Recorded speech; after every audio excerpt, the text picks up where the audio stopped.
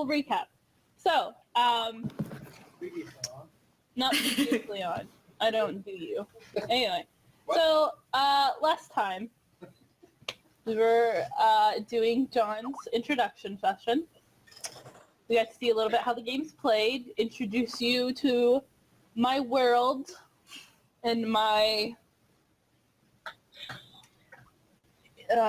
hanging in on the ropes.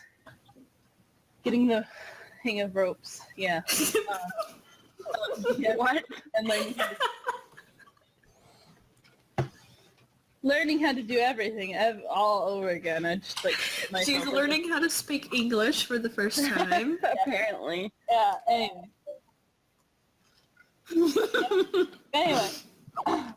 So I am officially signed in. You need the link, don't you? Actually, it's the last game we played, if it has that option. Or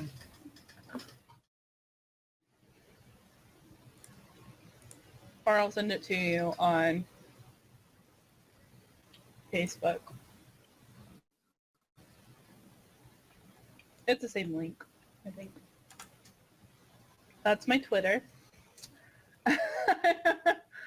I can't do anything today.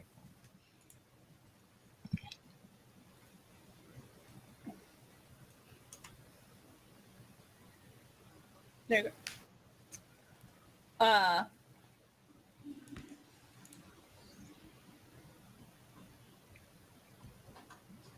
Yeah. Yeah. My brain stopped. And I'm just like really slow. That link didn't work. No, that was okay. Yeah. So, anyway, we are now starting with Ellie. Like I said, some of you guys, when you do your intro session, you, for the most part, everybody's going to be coming in chronologically. Adam, what? Things are set up. You have a bit of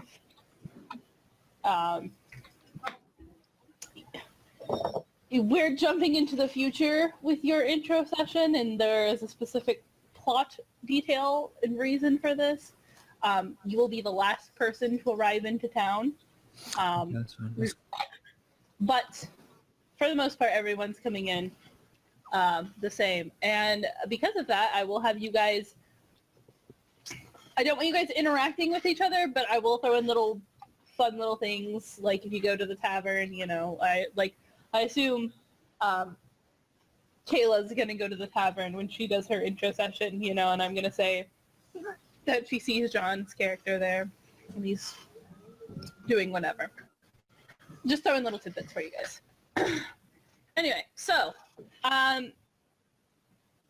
Ellie, are we ready? Yes. Are we ready to go?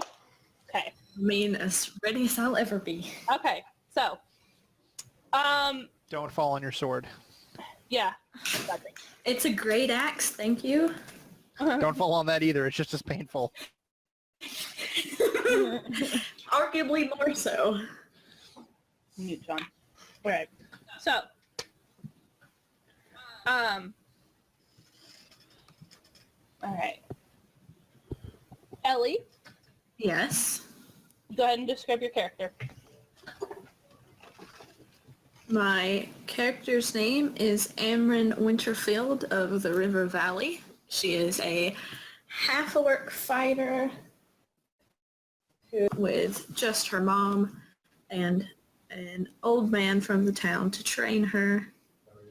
She's not very exciting, to be completely honest. She's exciting. What? She is fairly tall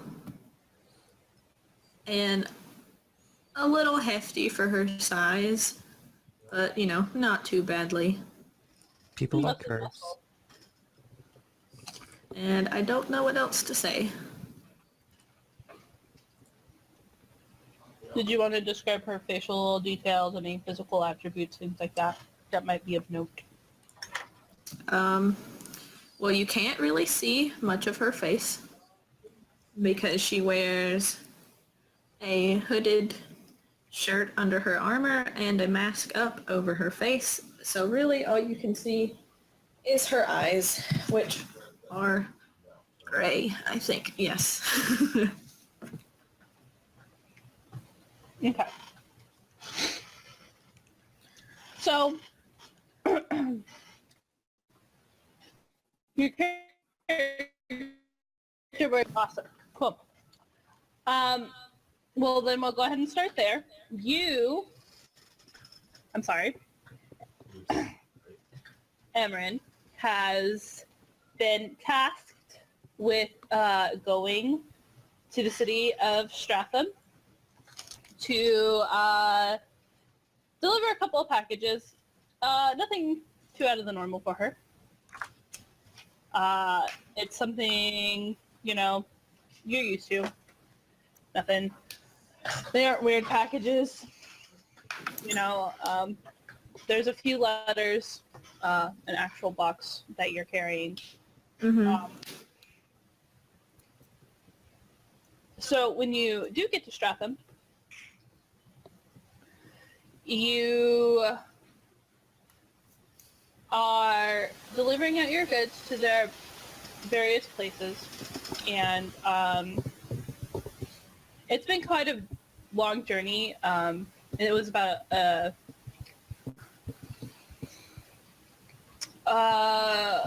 probably about a week's journey from River Valley to Strathum.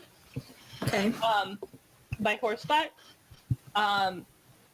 So since you've been mostly traveling and out and about, you decide to take a nice rest at Strathum. Mm-hmm. And you find yourself at the local inn/tavern. I realize I've never given a name to it, so it is henceforth known as the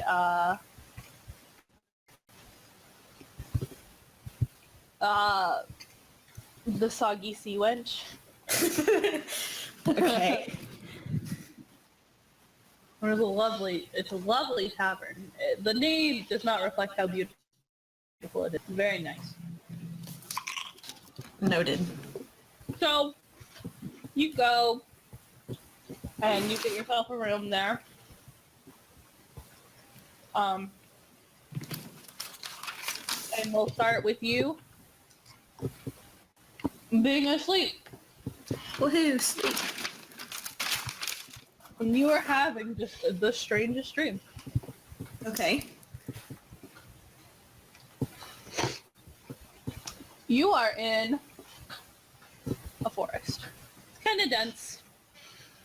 You see the light peeking through here and there. And it's kind of dark. Okay. You are sitting on a log in front of a nice roaring campfire. Next to you, on your right, you see somebody in red robes.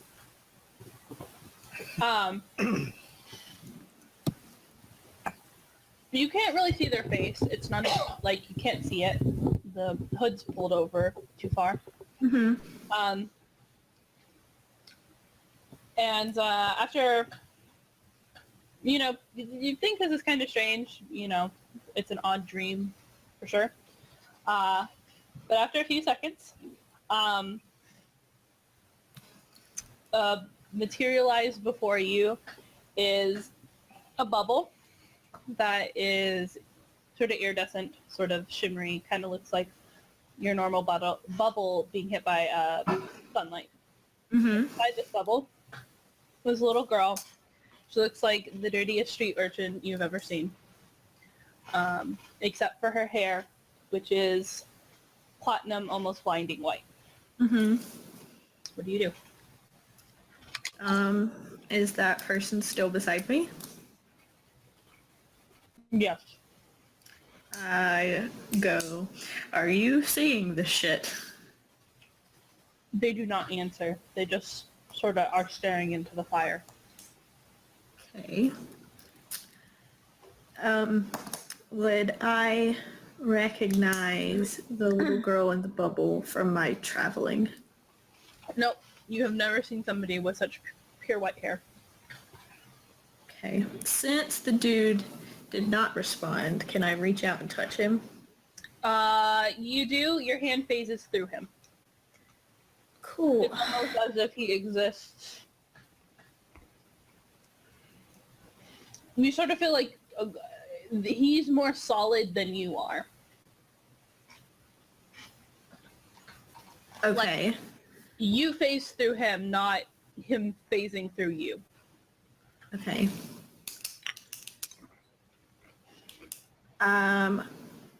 I look at the little child in the bubble Mm-hmm. and go, what on earth is going on? She just stares at you. Okay, at this point, I stand up. Mm-hmm. Is there a reaction from the dude or no? Nope. Okay. As a test, Mm-hmm. can I stick my hand in the fire?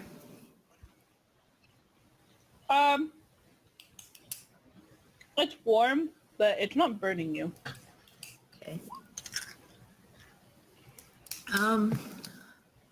I guess at this point I walk up to the bubble as close as I can get without touching it Mm-hmm. and see if the little girl watches me walk up or anything like that.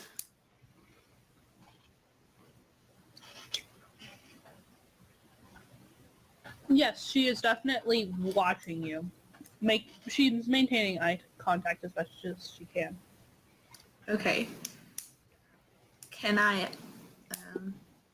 ask her if she's okay? She doesn't respond. I reach out and touch the bubble gently.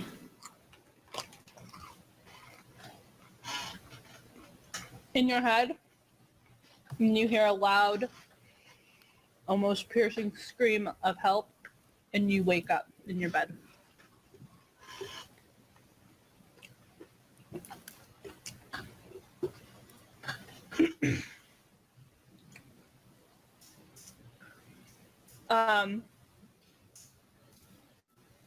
You suddenly feel much more solid.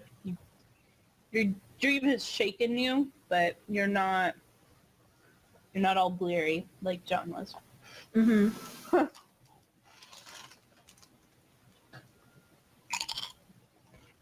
So what do you do?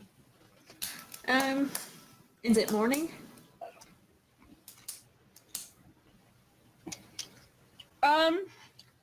No, actually.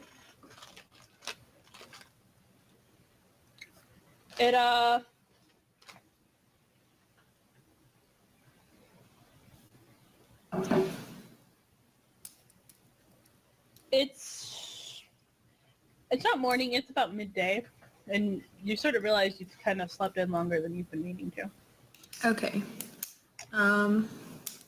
Since it's midday, I assume that the main area of the inn/tavern is going to have people in it. Have I delivered my mail and stuff? Actually, we have one package left. Okay. Do I recognize the name on the package? No. In fact, because you got into town a little bit later in the evening, you were only able to deliver every package except that one. Mm-hmm. And you weren't really quite sure where this particular package goes as far as the town. Okay, but it has a name on it. Yeah. Okay. Well, I want to go to the main room of the tavern Okay. and You go downstairs. talk to whoever is either tending the bar or looks like they work at the tavern. Okay. So you go downstairs. The tavern's a Not too busy, actually. People are mostly setting up for, the night when people mostly come in after work and come and enjoy their merriment. You walk up to a big, stout man. He has a big, bushy beard and big, thick eyebrows. He's hairy all over. And he goes, "Welcome, madam. How'd you sleep?" Oh, I slept decently, about as well as I ever do while traveling. Oh no, why? No, I heard like half of that. No. My headphones came unplugged. Sorry. No, that's me and lagging like it was last time. Okay. Can you hear me? Let me refresh. It might kick you guys. Hold on, let me try.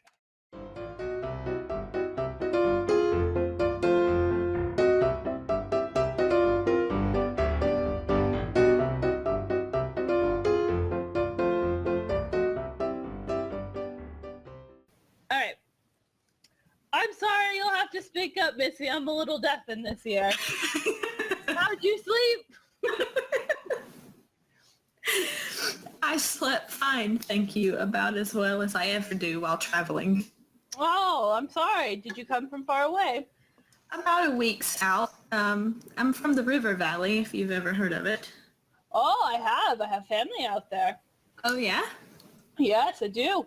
My sister's cousin's niece, I think, lives out there. Something around there. I wonder if I know them. I'll have to ask around once I go back home. Oh, yes. Just ask about Vitriol. People should know me. So, I had a question for you, if you could help me. What can I do for you, ma'am? I work as a courier, and I've got this one last package, but I'm not so certain I recognize the name of it. Would you happen to know who this person is? He looks at the package. I assume you hand it to him. He strokes his beard for a second. He's like, "Oh, the old Marshmallow place. I can tell you exactly how to get there." And he describes the directions through town on how to get there. Okay. So, he hands back the package to you. Is there anything else you need? Well, a light lunch wouldn't hurt before I head out. Oh, my wife. She can make you the grandest plate of lunch. And he goes back and he putters off and you hear something about a special and something. Don't worry about the fish. Oh, okay. You go ahead and take a seat directly at the bar. It's not too crowded in here. Mm-hmm.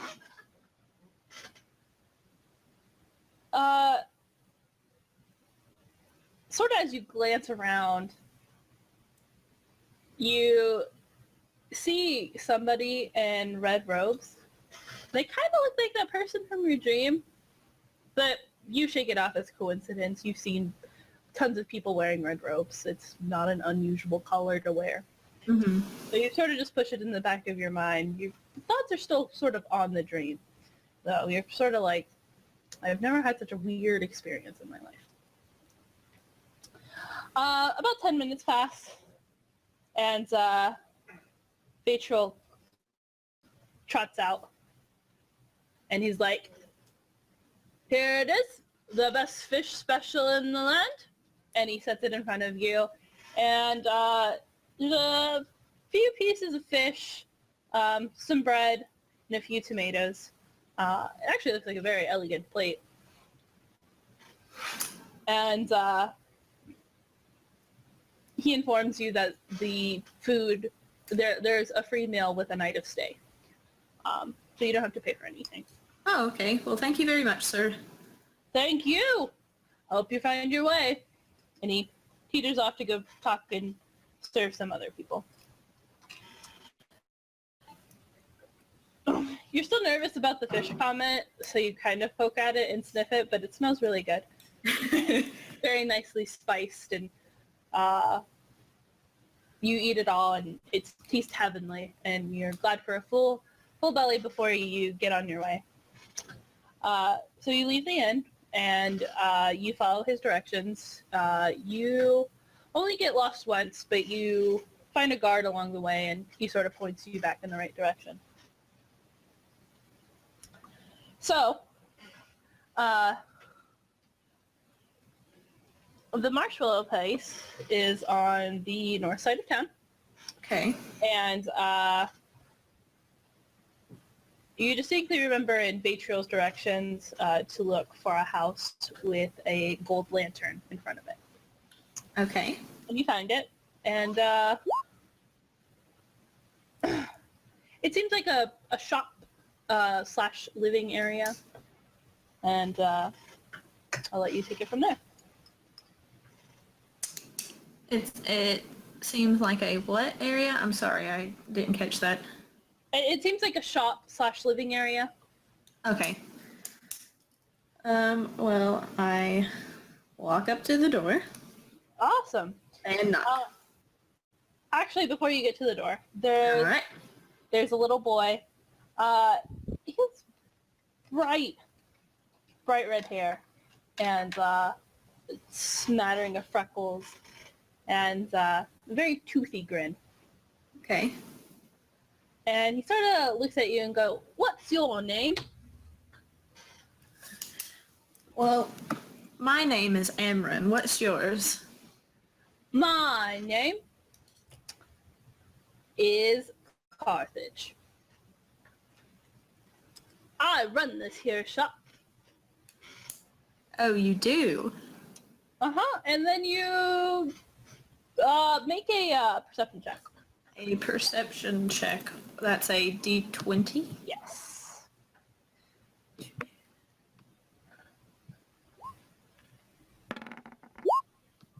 Plus something, right? Yeah. That'll be on your character sheet. It should be Yeah. under skills. Plus 2, so a 7. It strikes you as odd that a child would run a shop. Yes, but I obviously just assume that he's playing. Oh, okay. I mean, it's a little kid, right? What do you think? All right, well, if you run this little shop, what do you sell? He sort of beams at you and he goes, "Well, I sell the finest weapons here." Oh, really? "I do indeed." What kind of weapons? He goes, "Well, I do swords, I do spears and battle axes. I've actually equipped most of the guards here in the city." Oh, well, you must be very highly thought of by the town then. And he smiles again and he goes, "I am indeed. Anytime anybody needs any sort of sharp steel, they come here." I do just have to wonder how I've not run into you before, as I've delivered quite a few things to Strathum in the past. "Oh, well, I only get my goods from the capital." The capital? Yes. They have the finest steel there. Do you travel to the capital then yourself? Well, of course. I have to inspect the goods I'm purchasing.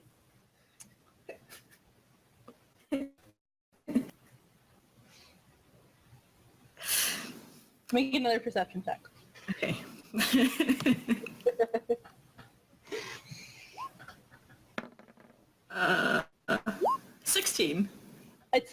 dawns on you that this is not a child, this is a halfling. Oh. Yeah. And you sort of notice the fuzz on his chin and the broadness of his shoulders, and you realize that he's actually telling the truth. Okay.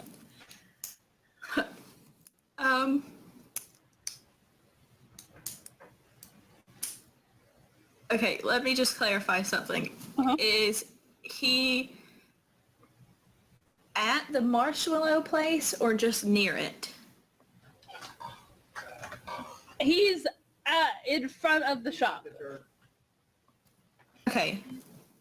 Yes.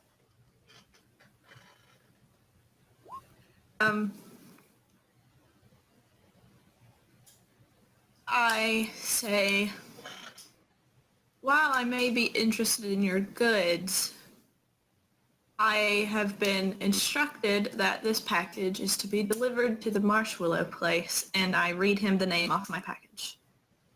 Ask him if he knows who that is. Oh, well, that's my missus. Oh, yes? I didn't realize she had a package coming. Well, should I leave it with you or take it in? Well, the missus is out right now. I believe she's fetching some... I didn't actually hit him with it, but he pounced her and came some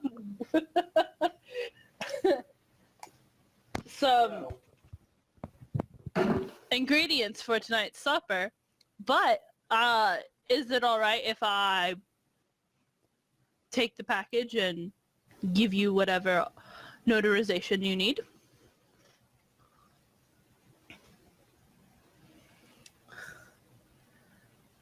Well, usually I only deliver directly to the person it's addressed to. But if you can assure me that your wife will get it, then I think I can let it slide this time. Oh, well, of course the missus will get it. I'm sure she'll be home soon. She's just not in right now. Can I check to see if he's lying? Yes, make a... How to check a sense motive check. Oh god, I don't know what that is. Okay. Still. Okay, and it's a D22? Yes.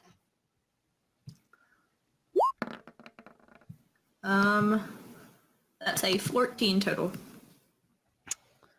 He's telling the truth. Okay. Seems very honest and genuine. All right then, sir. If I could just have you write me a little note that you did receive this package so that I won't get in trouble. If problems arise, then I will happily leave it here with you. He smiles and beams and he goes, let me go right into the store real fast and I'll bring you an ink pen. And he potters into the store and you wait probably just about a minute or two and he comes back out and he has a nice fancy ink pen and he has a spare bit of parchment and he signs over a little note over to you, signing his name and things like that.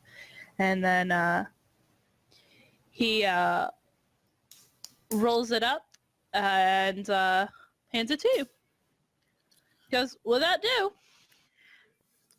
And can I read it and make sure it actually says Yes, it's everything's should Okay. be in order as far as you're concerned.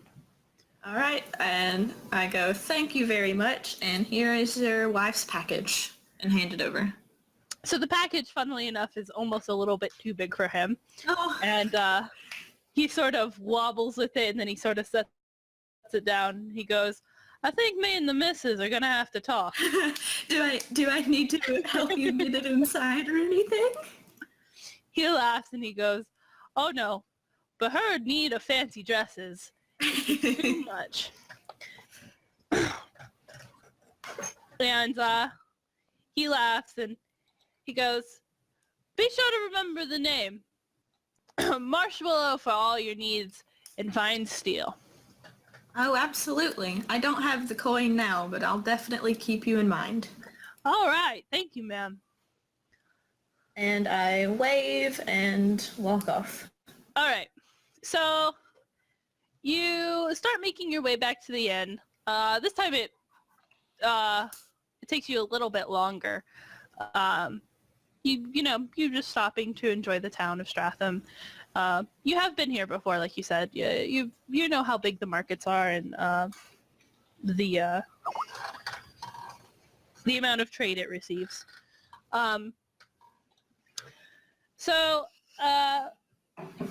You stop at a couple of stalls and little open air shops and just browse, looking, seeing who's peddling what nowadays. Mm-hmm. And hi, Kayla. Hello. I I didn't want to interrupt, but hi, I'm here. I'm Hello. Potty. As you get closer back to the inn, Mm-hmm. your horse is sort of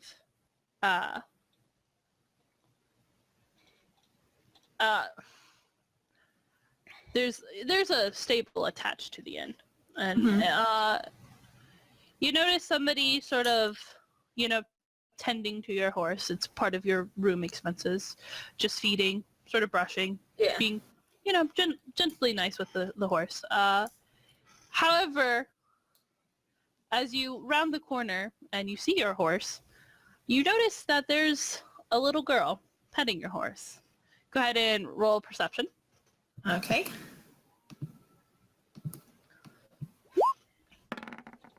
Oh, good.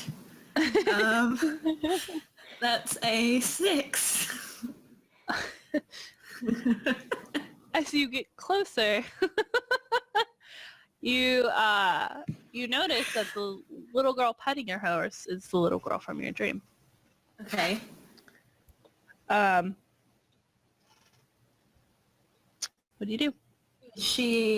Is it just her at the horse? Yes. Okay. I'm going to approach at a leisurely pace. Not sneaking up, but not running her down either. Right. As soon as you get probably 30 feet out, she finally takes notice of you, and she sprints off. I followed her All right. and call after her. Please wait. I just want to talk. As you give chase, she is sprightly. Even with you in your armor, you are having a hard time keeping up with this girl. Okay. You're ducking in and out of traffic, trying not to get hit by horses, And yelling sorry as I go. and a very curmudgeon old person is like, "You rascals! Not again!" And My cabbages. he also happens to sell cabbages.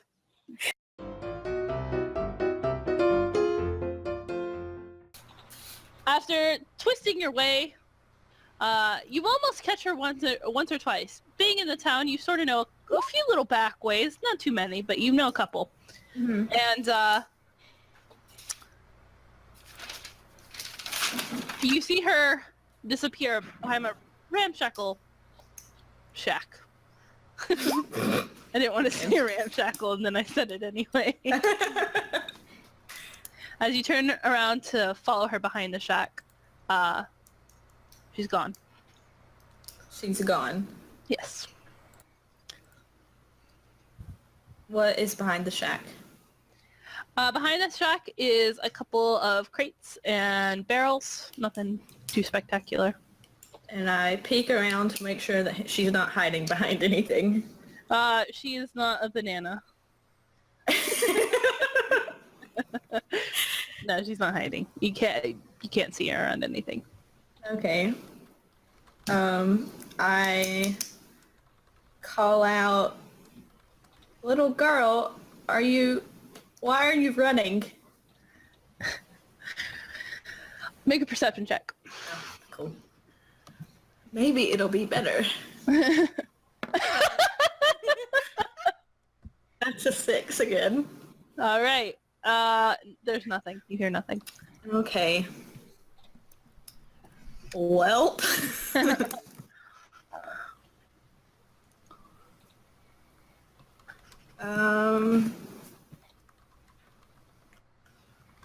I walk back around the front of the shack, All right. and is there anything super noticeable? From the peaks in the boards, because it's branch shackle, you can notice it looks like a house. You can't see too much.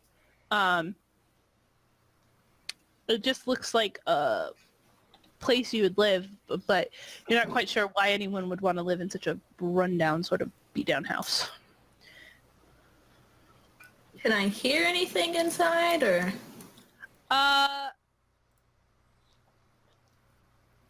You hear the soft ticking of a clock. And it's very faint, but you can focus on it long enough to hear the seconds go by.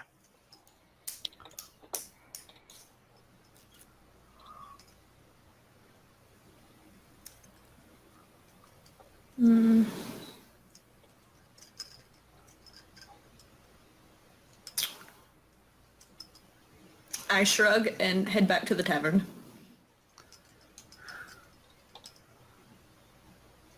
As you turn to go, you hear a slight creak. You turn around, and you notice that the door to the shack is opened. I call out, hello? From inside, you hear a soft voice say, "Come in." I don't tend to go into strangers' homes. What Sorry. if they... by the door, you see a man in dark blue robes appear. Dark skin. He has dark black hair. He has a goatee. And he goes, yes. But do you often go around snooping around strangers' houses? Well, I was accused once or twice when I was a bit younger, but I try not to make too much of a habit of it.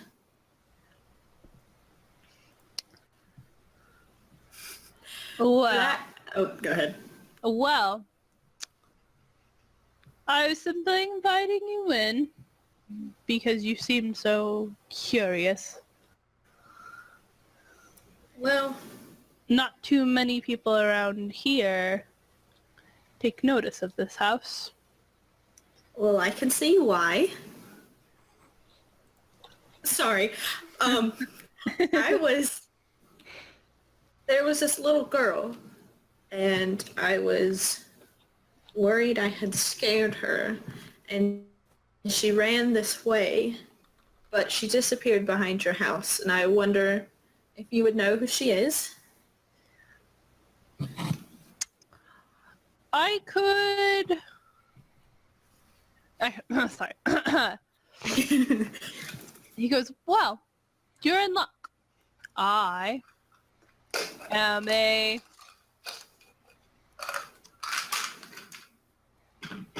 student of magic. A student. And yes, student. Magic has no masters, or so I believe. So, if you wish, I could perhaps help you find this girl. Well, do you at least know who I'm talking about? I I've not even described her to you yet.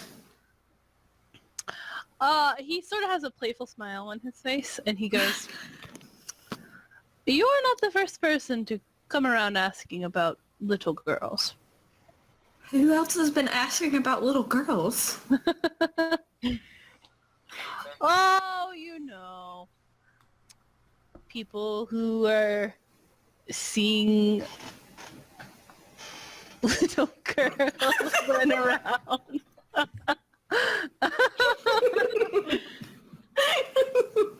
It's been a very odd week for me.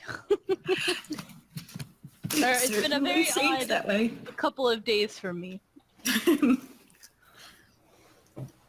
It certainly sounds that way.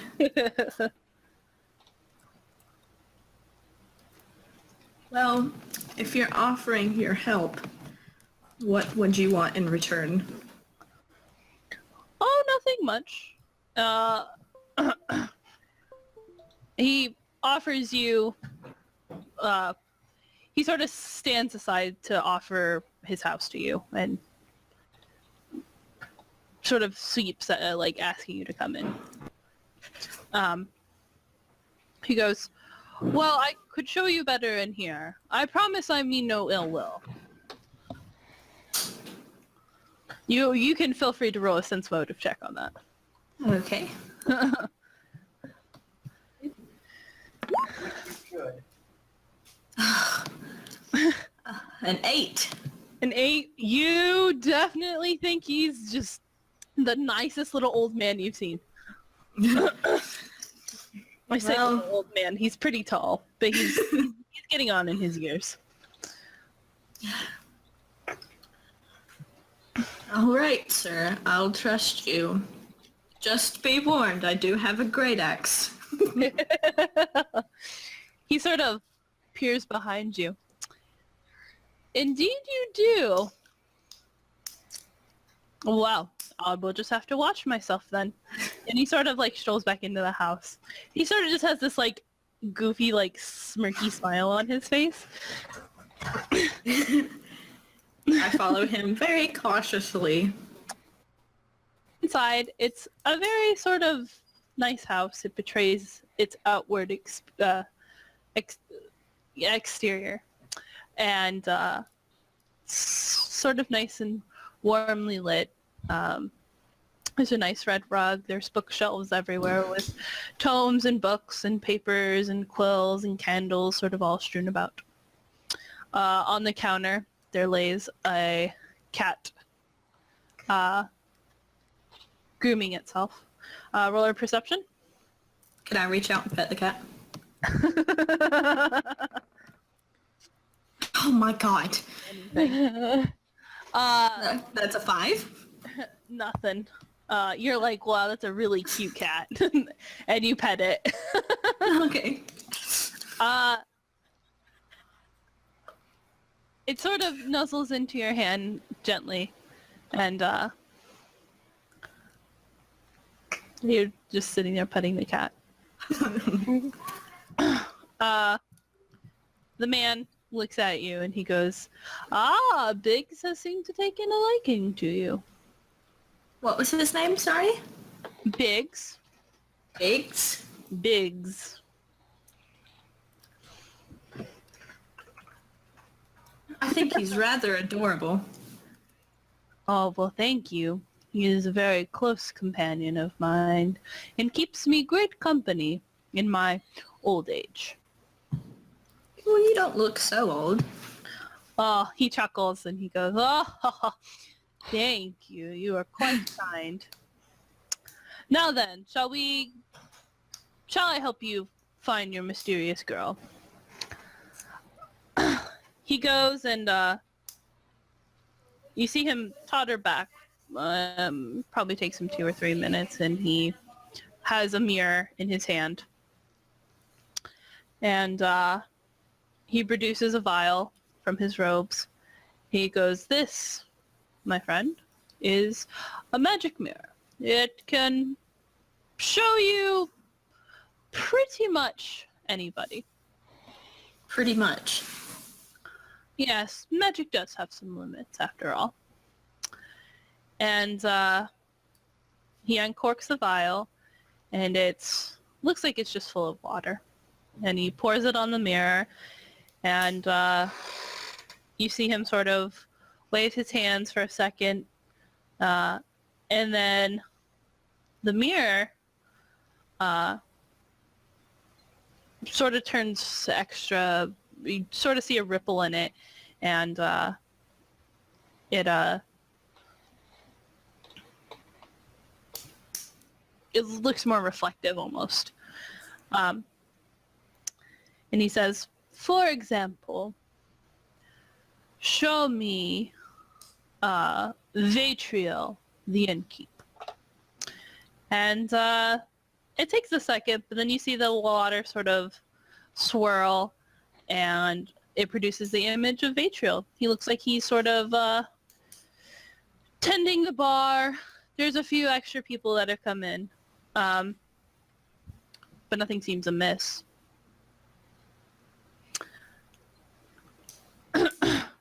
He goes, see? Now, in order for me to let you use this magic, I do need some sort of payment.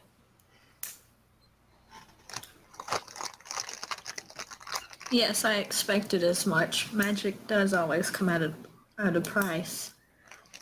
Ah, yes, but I shan't need your gold. I do, however, have a small errand I was wondering if you could run for me.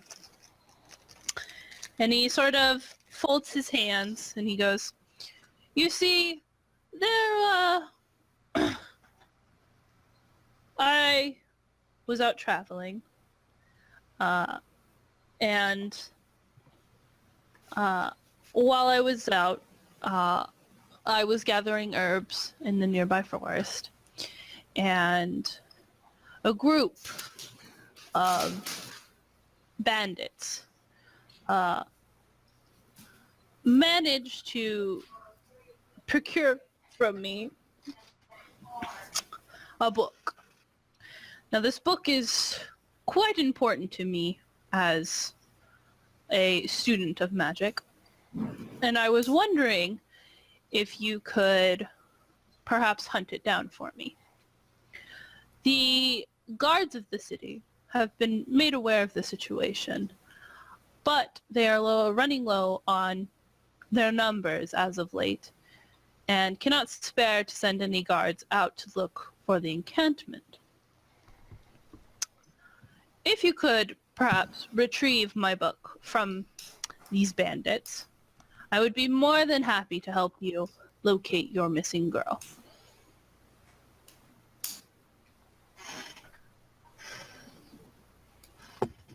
While that sounds like a lovely excursion, how many bandits are we talking about? If there was enough to overpower you... You see, that is the funny thing. Had they not snuck up on me and taken my book, instantly made work of them. But without my book, I cannot use any of my magic.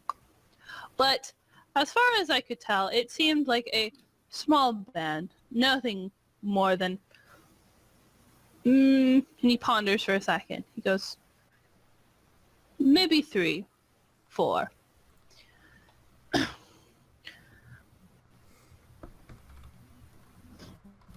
You can't do magic without your book. Huh?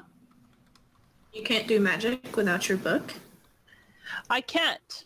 Unfortunately, I have not been blessed with magic instilled inside of me.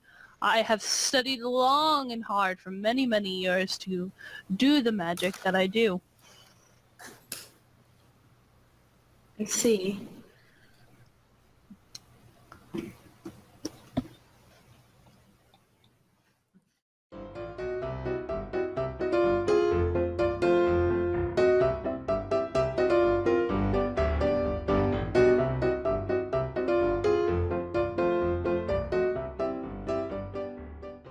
Okay. Anyway. All right. I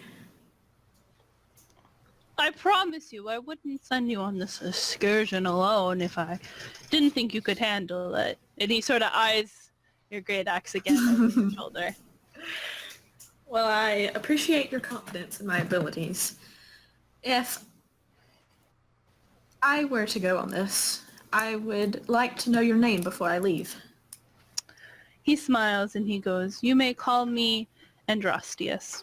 And I have no idea how to spell that. I'll spell it out for you.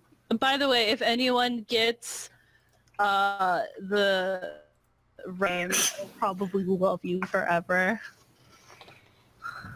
It's like, and isn't it from I want to say Dragon Age. It's Yeah. nothing. It's nothing Dragon Age. It is nothing nerdy related. It is. I will give you a hint. It is music related. Ugh. Okay, never mind. All right. Well, what does this book look like? Yeah, well, he pauses and he goes, "It's nothing show-offy or fancy, but it does have a particular insignia branded across it. And I'll draw it for you.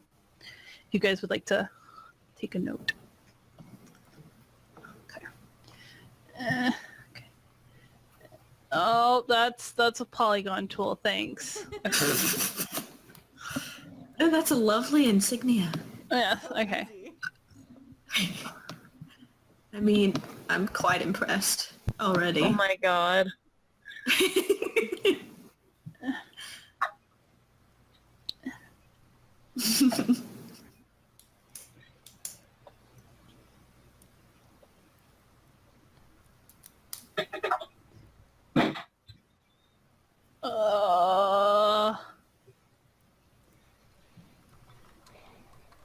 Is that a Spiny from Mario?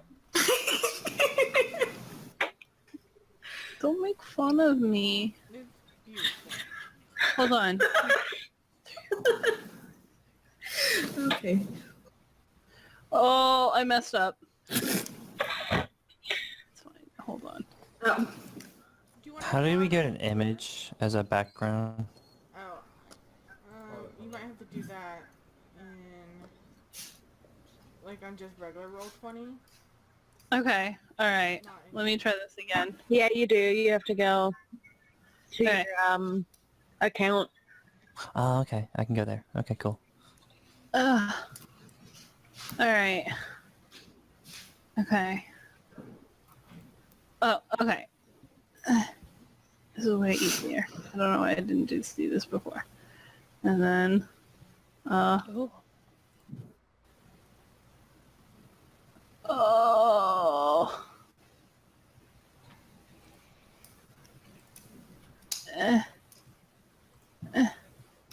Why is it so hard?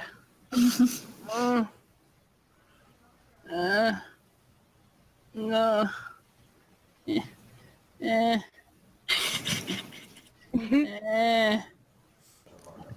I mean, hearing these noises out of context is kind of weird. There you go. That's what it looks like.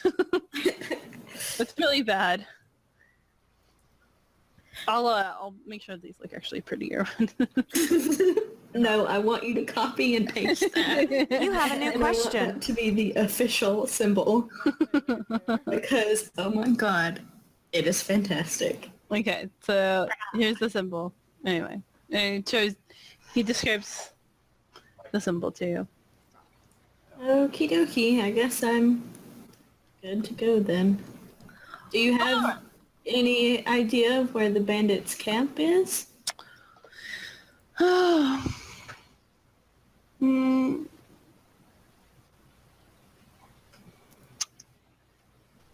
He That sounds like a no.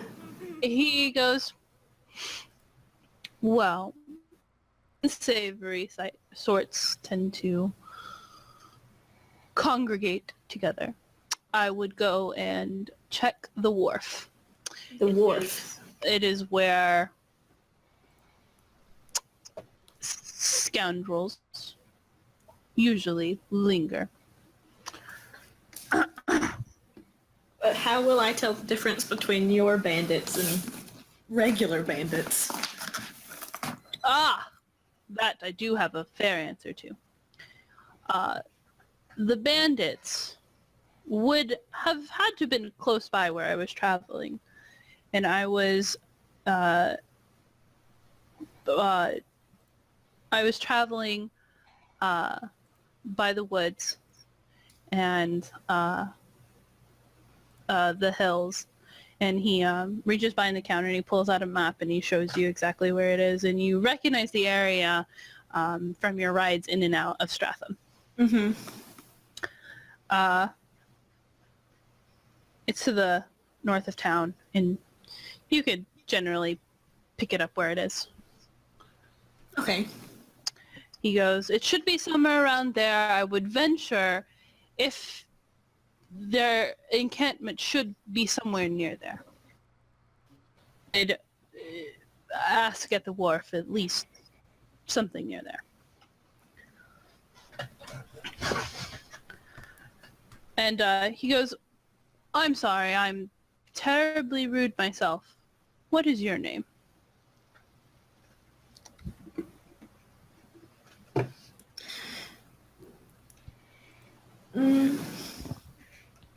My name is Amrin. It is nice to meet your acquaintance, Amrin. And yours as well. And Wow. however you say your name, because I cannot say that. Andrastius. Andros. Nope. No. I'm gonna call you Andy if that's all right. He smiles, he goes, you can call me Andre. That'll work. You'll have to excuse me. As much as I travel, language is not my best ability. He chuckles softly and he goes, no, but I assume your ability with that axe is quite formidable. Oh, well, if my practice is anything to speak of, then I should hope so. Okay. Well, I wholeheartedly believe in your success in this quest. I do hope I can fulfill it to my best ability. Well, thank you, and I eagerly await your return. And With that, I he sort leave. of shakes your hand and leads you out. Can I pet the cat before I go? Yes, big spurs into your hand again. Okay, well, I guess I head towards the wharf. All right, so the wharf is on the west side of town. And while Strathum isn't a big port city, it does have a small dock area. And break, because I gotta go potty. Yep. 5-minute break for everyone. Go All right, potty. cool. I'll be back.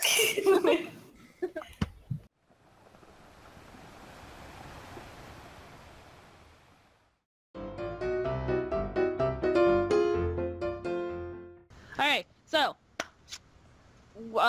Amrin is going down to the wharf. Alright, so you get down to the wharf, and like I said, it's not a big port. It's relatively small for the size of Strathum. You notice a small ship docked.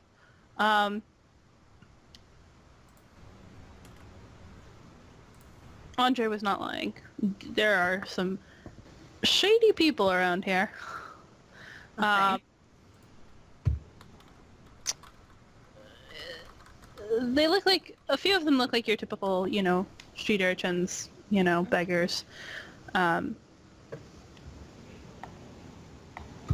Make a... What kind of knowledges do you have? I don't think I have any.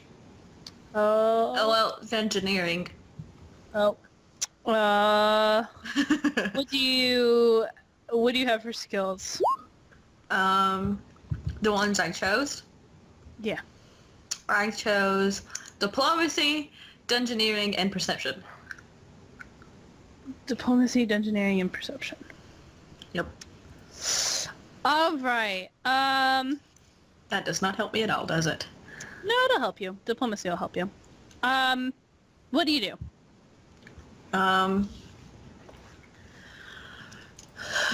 Is there anyone who looks to be the least seedy?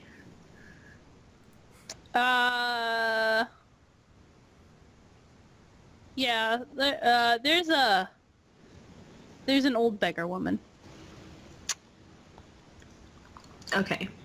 She looks like she's peddling stolen, broken trinkets and things like that. She's trying to sell to, people loading up the ships or dock workers. Yeah. I am going to approach her while keeping an eye out for all the other people. All right. As you approach her,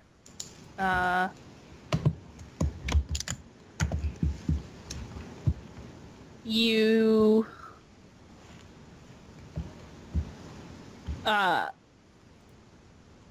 notice that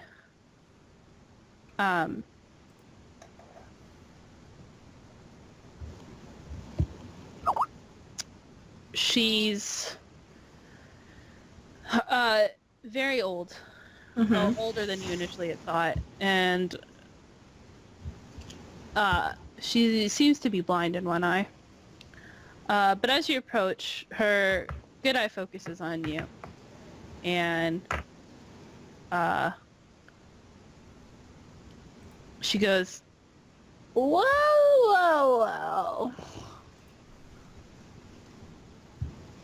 Have you come here to make fun of Magda?" Absolutely not. That was not my intention. It's everyone's intention to make fun of Magda. She You looks have a kinda new sad. question. Well, I can reassure you that I am not here to make fun or poke at you. I am actually seeking information. Her good eye sort of lights up. She goes, "Ah, information. That is an expensive commodity." Not so expensive, but yes, I am willing to barter for information. And she smiles and you realize that all her teeth are gone. And she goes, "Well, what can Magda do for you?" First, what would you expect in return? She scans around. You have a new question. Looks at the wares before her, and she sort of sizes you up for a second. She goes, "I will take less than 5 copper." Less than 5 copper. Sorry, more than whatever I was No supposed less? to say. No less than 5 copper? Is that what you're trying? Yes, no less than 5 copper. Okay, I was 5 copper. making sure. I said it right, damn it. You did it, but okay. A giant hand You didn't. You takes from said the I'll ground take and less than 5. smashes Amrin into the sea. Oh God, what is Hand of God? I think it's like Did I say 5 copper? I meant 500 gold. 10 10d12. What was that? 76. 76, and I think that's like times 10. You take 760 damage from the fist from the sky. And I'm dead. boy, what did I come back to? Shelby killed me. Oh dear. Alright, sorry, yes. She goes, no All right, who's next? less 5 copper. No less than 5 copper. You sure do drive a hard bargain, but I suppose I could work with that. She sort of holds out a bony hand. You want payment first? Her eyes narrow. I am always good on my word. Ask anyone about Magna. Earlier you said everyone made fun of you, but I'll take you at your word, and I give her 5 copper. You see her take one of the 5 copper pieces and gum it to death. And she spits it out into her palm and she goes, "What do you need?" I'm looking for a few bandits. Supposedly they stole a possession of an acquaintance of mine and were out and about in the northern hills, and I need locations. She sort of beckons for you to come close. I lean in slightly, but not too much. Magda has heard things about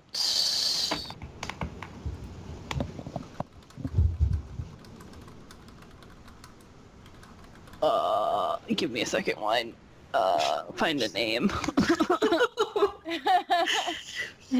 Best DM ever. Another fist is gonna come for you. You know what? I'm sorry, Shelby.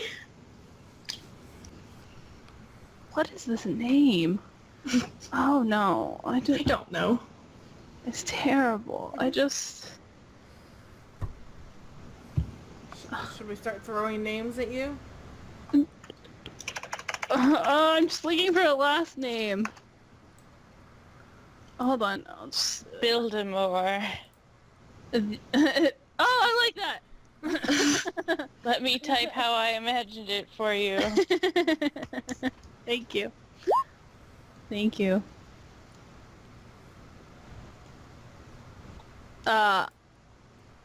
She leans in and she goes, Magda has heard things about the Build-A-More brothers. Recently got cut out of their inheritance. Started hanging around the wrong type of folk. Heard they made off with their family's fortune and are now looking to steal more with their grubby hands.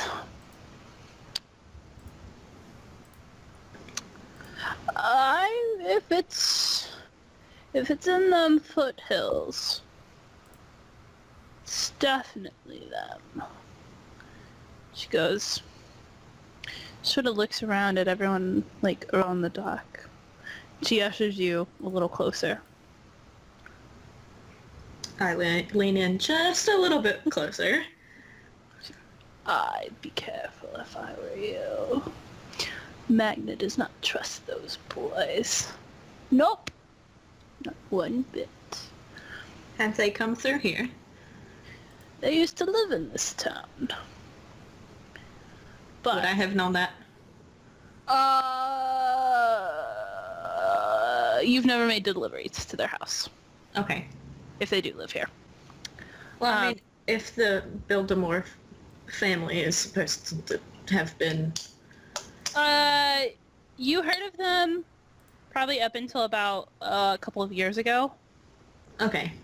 You didn't know whatever happened to them. I mean, there were rumors around town, but this is the first time you've heard of them since then. Okay. And she goes, if you go looking for those boys, you can expect trouble.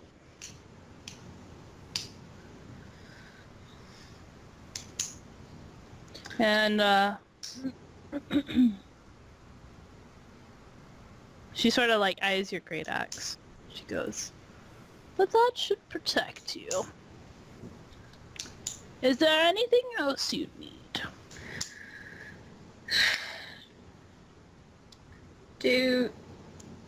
Have you heard if they're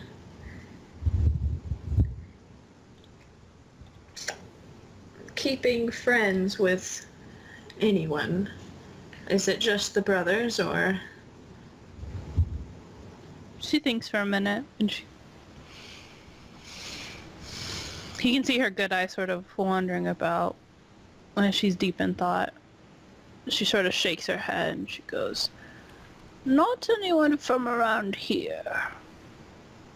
Everyone, don't let their quiet whispers fool you. They know those boys killed their parents. And, you see her sort of trail off into nothingness, and she sort of looks more paranoid now. Okay, well, thank you very much for your information, Magna. I lean down and hold my hand out for her hand. She takes your hand. I slip 3 gold into her hand, where no one else would have noticed. Do a sleight of hand check. Gosh dang it! Throw the gold at the old woman and run away. That's Fail. 20, right? Yeah, that's Yeah. a d20. Okay, I don't have any bonus, so please dice. You get your dice bonus, I believe. What's my dice bonus?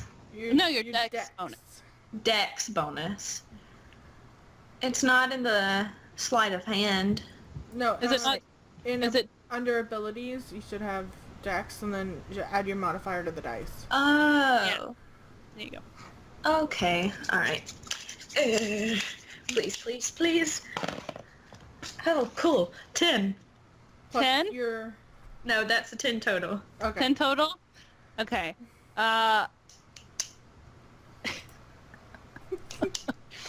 Oh no.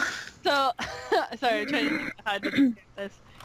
You sort of like, when you clasp her hand, some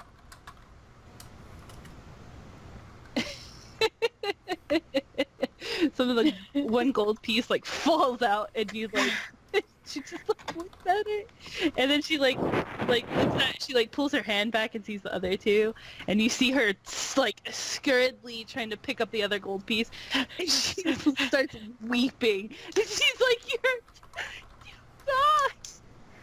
And she's just like a hysterical mess. Okay. One in the dwarf hysterical. Okay. Okay, we get it. I'm going to look at everyone else standing around and just give them the meanest glare. Intimidate check. Yes, I can do this. I can do this. Why? Plus your charisma modifier. I should have an intimidate bonus, right? Yes. Where is it? Okay, so 13. 13. Yeah. So you straighten up a little, and the people who are staring at you, you sort of take your great axe by the handle. You don't pull it out. You sort of just take it, and you go, does anyone here have a problem? And they all sort of just shake their head and go about their business. And Magda's like clawing at your feet. She's like kissing your feet and crying. Okay, first of all, I shoo her away from my feet, and I crouch down in front of her and try to calm her down. No, I gave her a different one. No one has ever been so kind to me. I owe my life. Okay. I'm sorry that you have to live as a beggar, but I hope this can help you. This will feed me for years. And then she just sort of like fixes her hair and she smiles at you. And she's still teary-eyed. She's like, bless you from the bottom of my heart. Perhaps clean yourself up? You have a new question. Savage! You're so dirty, old lady. Listen, I'm not done. And if you can find way to the river valley, you will not have to live as a beggar anymore. You only have to tell them that the Winterfield sent you. The Winterfell. She sort of like studies you for a second and she goes, I will use this coin to buy passage there. And you actually see her stand up and she's toddly. She's got like rickety old knees and she has a little hunch on her. And you see her scoop up all her wares into this little bag. And she goes, thank you again. And she sort of hobbles off. Welcome, and I just watch her go completely dumbfounded by what just happened. Out of character, usually people make about 10 silver, not 10 silver, a silver every month. So you just gave her a fucking vast fortune in her eyes. So she's probably never even seen like a gold coin before. So yeah, you've just given her so much money. Okay, back in character. Okay, what do we do?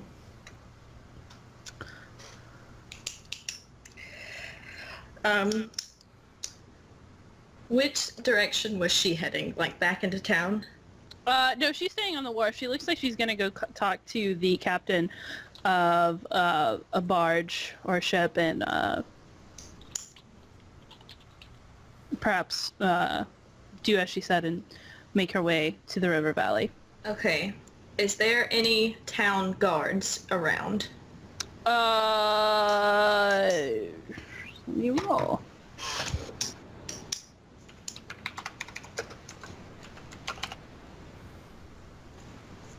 Yes. I want to walk up to one. All right. He's kind of a broad guard. He has a thick handlebar mustache. And he looks like he's just patrolling the wharf, making sure nothing too shady is going on. Sir, pardon me. And he sort of stops on his patrol and he looks at you. He goes, yes? Do you see that old lady over there? And I point out Magna. His eyes narrow. You go, crazy old Mags? Yes, well, turns out I know her family back in the river valley, and I've given her enough money to get passage there. I was wondering if you would be willing to keep an eye on her and make sure no one swindles her. Go ahead and roll diplomacy. Yeah.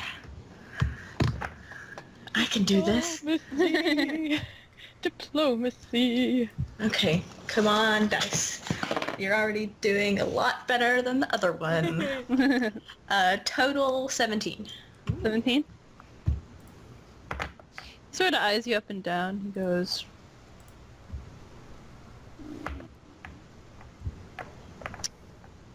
well,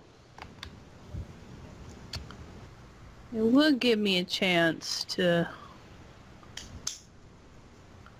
not watch the dwarf. Seems sort of thinking real slow. All right.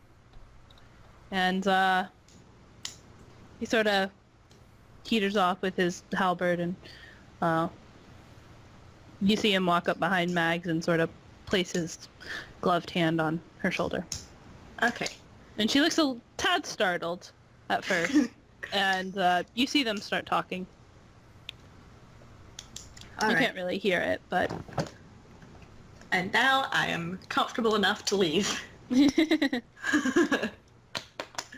And head towards the northern hills. Yeah. Alright, so, you know the entrance mostly in and out through Strathum, and, it takes you...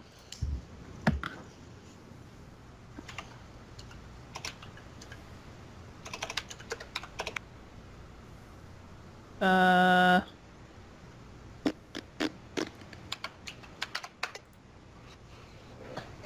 geez. It takes you about an hour and a half to get where you're going. Okay. And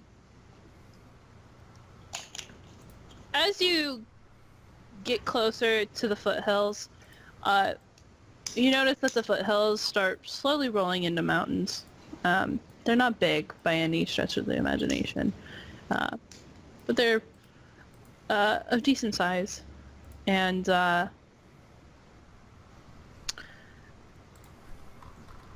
judging from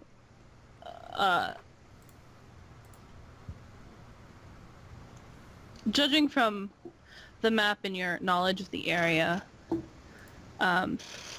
you seem to be on right around the path that Andre was taking. Mm-hmm. Do you want to go more towards the hills, or do you want to go more towards the forest? Let's start in the forests. All right. Let me make a roll real fast. You get jumped by 50 wild animals. And squirrels no. kill you. Sweet. All right. So you're in the forest, and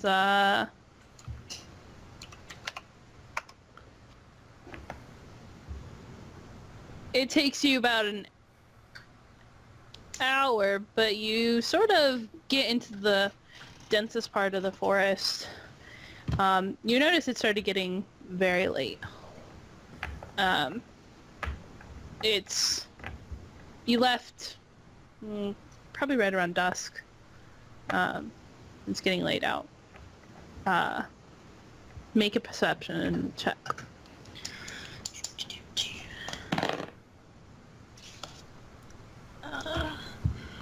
And it's just the perception modifier. Yeah. And that is a 9 total. A 9 total. Yeah.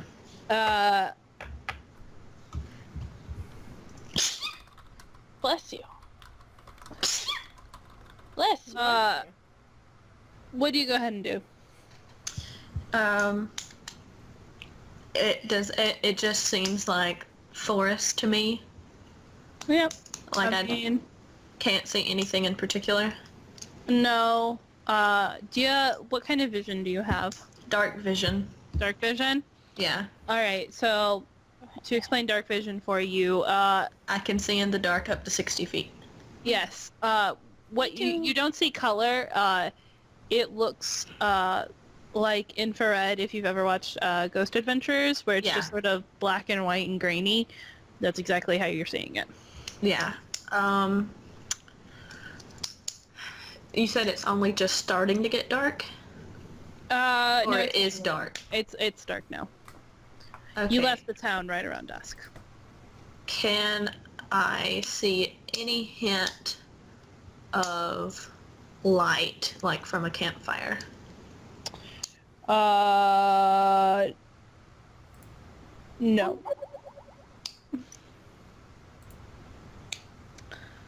Go ahead and make another perception check.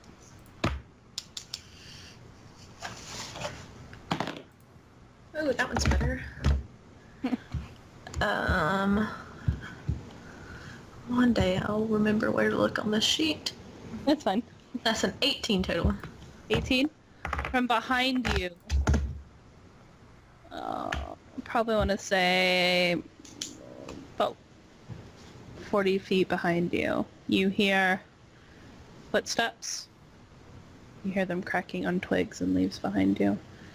And you hear some hushed tones, voices. You can't directly make out what they're saying, but you hear some voices. Can I turn around without actually moving my feet enough to see if I can see who's back there?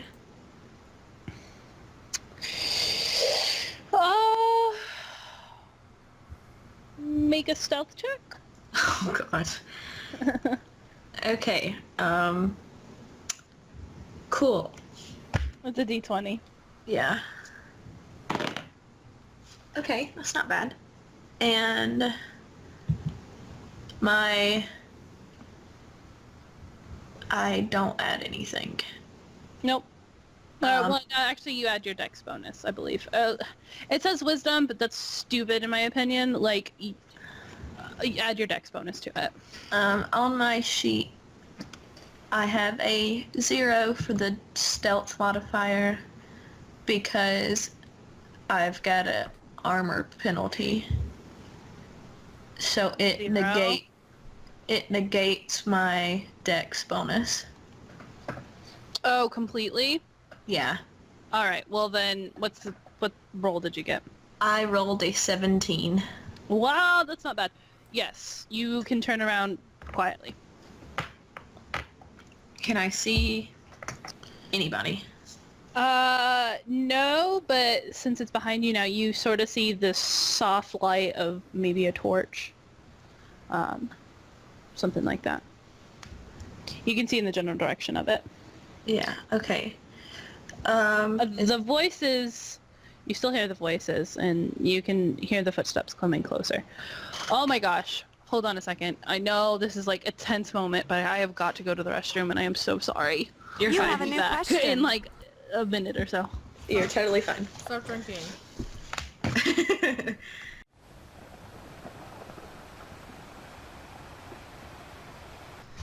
Alright. So, trees. See them. They're beautiful. Come on, I'm in suspense. What's gonna happen? Let's go. What's in defense? Alright, so... Yeah, you hear the footsteps coming closer. You see the outline of the torch. What do you do? Is there a tree I can duck behind? Yes. And now, if I may supersede as the GM, I would try to do an acrobatics check. Okay. Do it nice and sneaky and stealthily. No.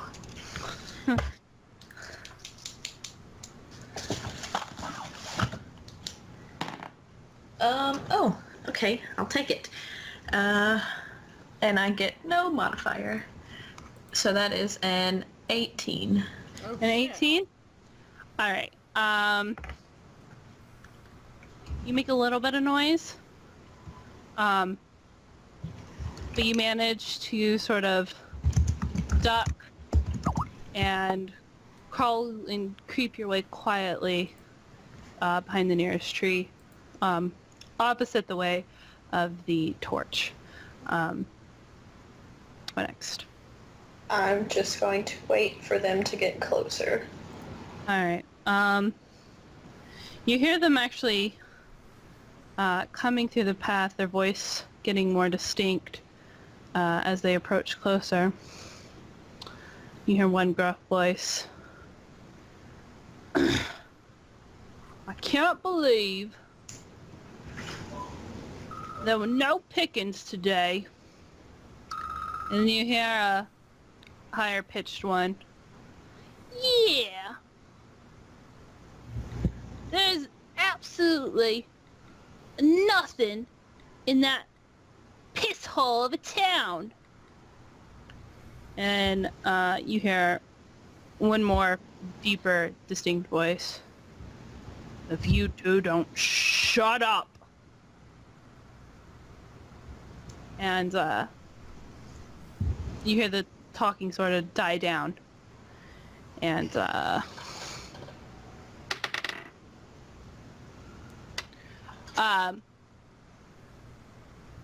you hear the footsteps stop.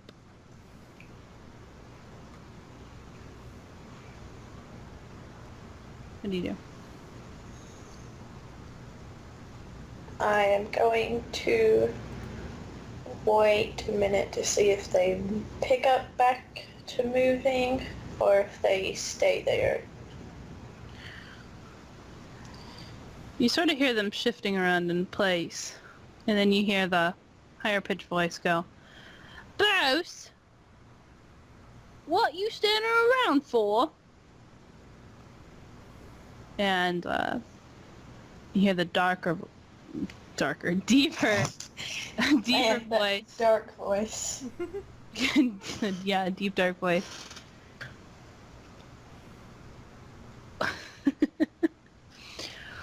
Shut it, PD. I thought I heard something. You hear the higher voice go again. Yeah, it's us. Walking through the woods. I don't know what happened to his accent there.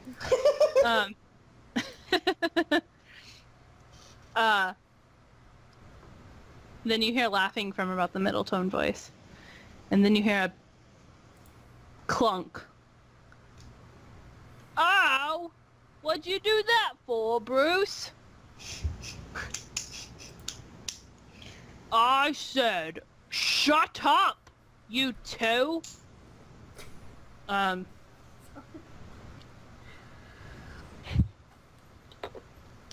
Roll a perception check.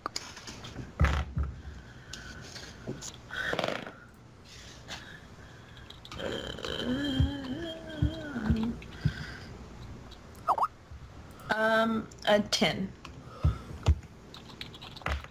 10? Mm-hmm. You hear the one called PD. You know, this is why they cut Bruce out of the will. And you hear some chortling and snickering, and then you hear another clunk. Ow! Bruce! You two are the stupidest brothers anyone could ask for. It's a bloody miracle how we even stole that book.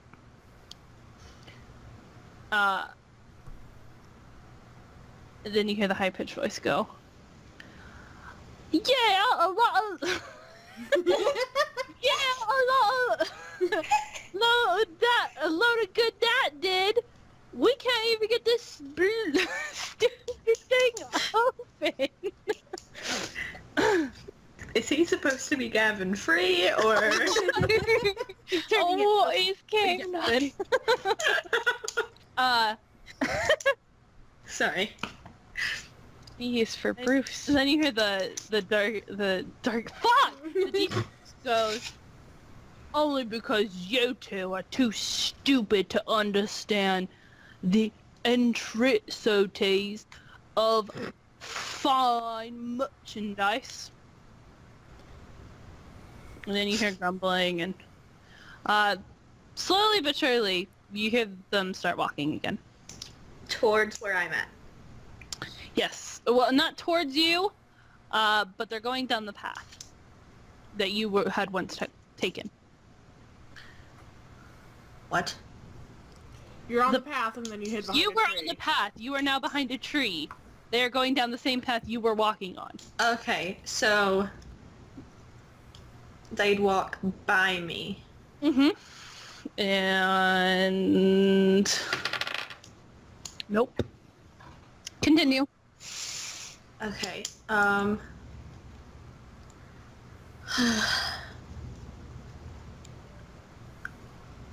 Well, as soon as they get just past me Mm-hmm. on the path, I'm going to pull out my great axe and step back onto the path. Alright, are you doing this quietly or Not at all.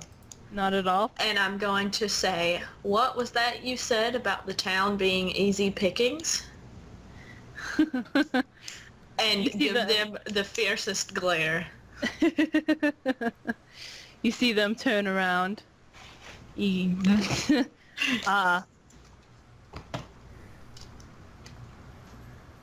you see three men. One's a skinny, chickeny looking twig. They see one who's sort of just got like a little fat belly and broad shoulders, and then the last one is taller than them and has a sturdy build about him. He kind of looks like a house. They're all human? Yes.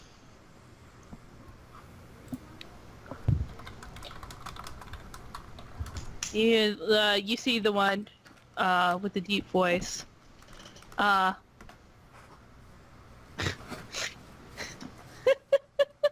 It's the chicken-looking fellow.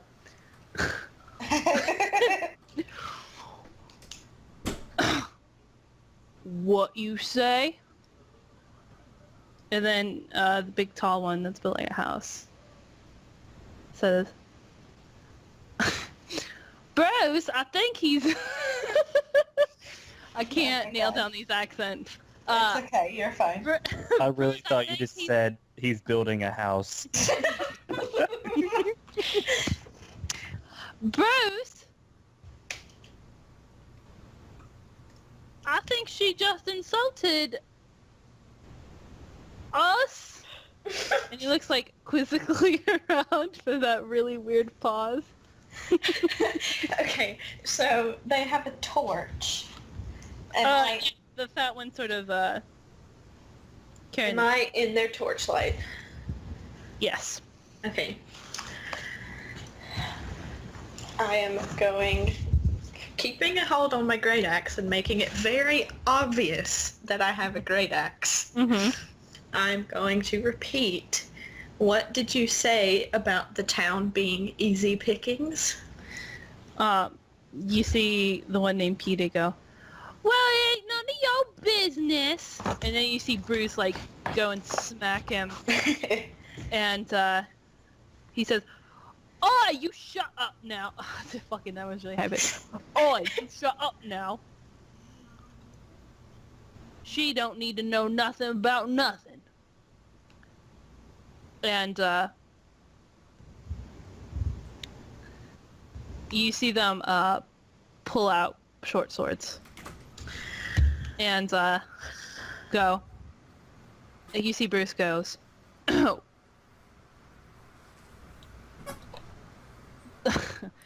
that town might have slim pickings, but you look like a healthy feast. And you see him like lick his lips at you. Okay, gross. No, thank you. All in You are character. Amrin. That's all No, in that's character. absolutely in character. Okay, gross. No, thank you. And I'm going to attempt to knock the torch out of the dude's hand. That... No, wait, I changed my mind. Can I change my mind? No, you're cute. Actually, I'll go ahead and let you change your mind. Are you sure? Yep, that's fine. Everyone gets one. You get one. Okay, I feel like I'm wasting it then, but okay. I am going to, instead, not try to knock the torch out of his hand. Mhm. I am going to glare them down Mm-hmm. and Kelsey, stop.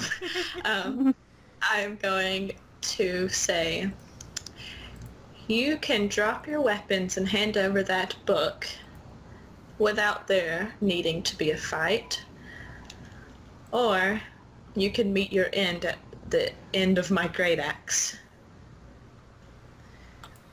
The medium one, the one with the belly, who hasn't really spoken to you, goes, "Wow, no, bro, she does look pretty mean." And then you see Bruce smack him and go, "Shut up! It's 3 against 1. What could one measly little girl do?" And, I'm like 5'10". Do I look measly to you? I already said you look like... Well, you look like a fine feast. And, he licks his lips at you again. And then you see him go, "Let's go get her. Get her. Let's go." I fucking lost it. Let's go get her, boys. There. And, that'll start combat. Roll initiative. Yay, what is that? A 20? Yes, that is a d20. And what do I add? Do I have an initiative bonus, or... I don't know. You should have... Oh my god, that was so perfect. I have it ready to go for initiative rolls. Yes. No, I Okay. promise you can stop now. No, keep it going, keep it going. No! I don't want I'm to being get serious, yanked keep off it going. YouTube. This is going up on YouTube. Oh my god. Scammy, but still. Oh my god. So if we're talking over it, can you keep it in? I have no idea. It was good enough. I don't know. Alright, so let me do some stuff here. Yeah, I Okay, found here- my initiative bonus, so we're good. We're good? Yeah. Got it. Well, while I go... Fine. Oh! Okay. Alright, what do you go on? I got a 19. Oh, wait. Plus... You go. Wait. It's just us. Yeah, I already had that. So yeah, a 19. I think. Yeah. Hopefully this will add in here. And then, Yeah, a 19. there you go. Did those add in? Ah! Oh, sorry, the wrong thing. What are you doing? I'm trying to add in my people. Oh, Oh. they're on Oh, the there's- edges. There's one of them. There's the second one. There's the third one. Alright. Oh, sorry, they're not that close to you. Probably about right here. That one's good. Alright. You go first. Okay. Oh, alright. I was intimidating them with my back to them. Yeah. Obviously. There you go. So intimidating. I gave you control, by the way, so you should be able to move her. Okay. What is that guy? What? I can't... Is he a green blob? He has a hood on. Oh. He was facing the wrong way. Because the way he was facing, I assumed that he was facing the right way, and I was like, It's P.E. what? He was intimidated. He It's was running Petey. away. Okay. P.D. Bruce, and I forgot the other one's name already. You haven't told me his name. Hubert. Hubert. Oh my god. Hubert. Hubert Haywood. Hubert Spore Haywood. How many squares can I move? So on your little character sheet, Mm-hmm. if you scroll to where the art is and then scroll down, there should be a thing that says like land speed. Okay. Yeah, it's right under story note. Yeah. And that's... Okay. What does it say? Mine says 30. You can move 30 So- feet. Each square is 5 feet. So Okay. that's 6 spaces. Can I go diagonal, or do I have to like... Yes, that's basically the first time you go diagonal, that's 5. The next time you go diagonal, that's 10. Okay. So that would be going here from your position would make it 15.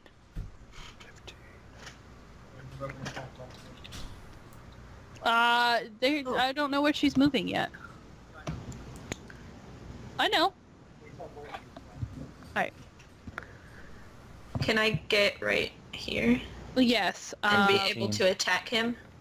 You will be able to attack him, but moving into his threatened square, a threatened square being, I can just draw this real fast. These 9 squares within his thing, Mm-hmm. these are what is called his threatened squares. When you move into it by more than 5 feet, you provoke what's called an attack of opportunity, which means he'll get a free swing at you. But he hasn't attacked yet. No, he still gets it, though. No, they have to attack first. Nope. Because they're all flat-footed right now. They're not flat-footed. It's not a surprise round. But they haven't gone yet. So they are aware of I'll her. shut up. but I'll shut up. They're not flat-footed. They still get an attack of opportunity. I will hand of God you too, Adam. The difference being it'll be the actual hand of your god. It'll be a gigantic claw coming down and smushing you. Phew. Alright, so you can still go there, it's fine. But I will essentially get a free attack on you. Pachoo, pachoo. Moving into the square? Yes.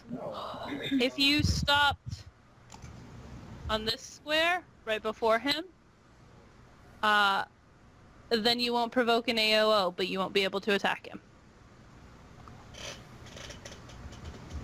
What's your AC?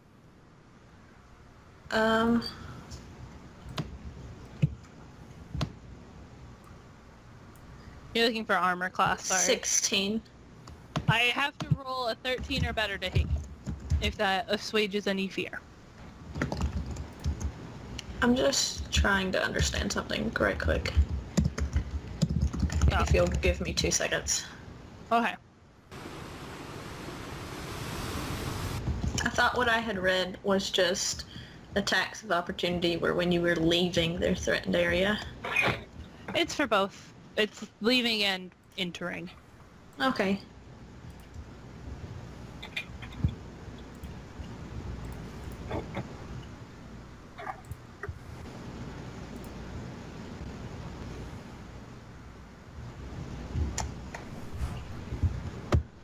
Okie dokie.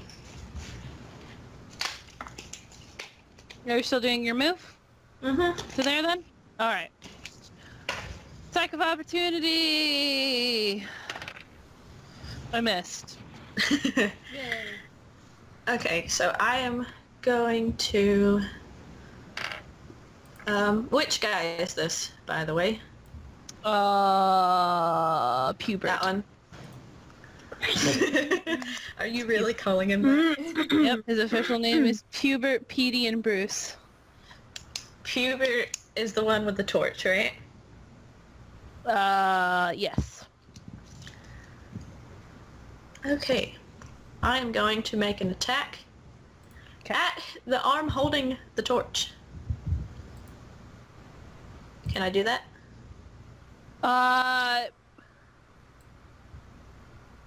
You don't want to phrase it like that.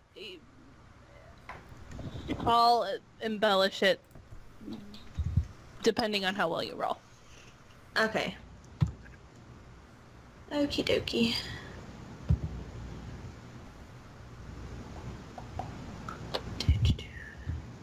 Okay, and that's just a...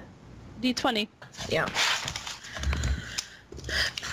And then what do I add? My... Attack. that's the melee?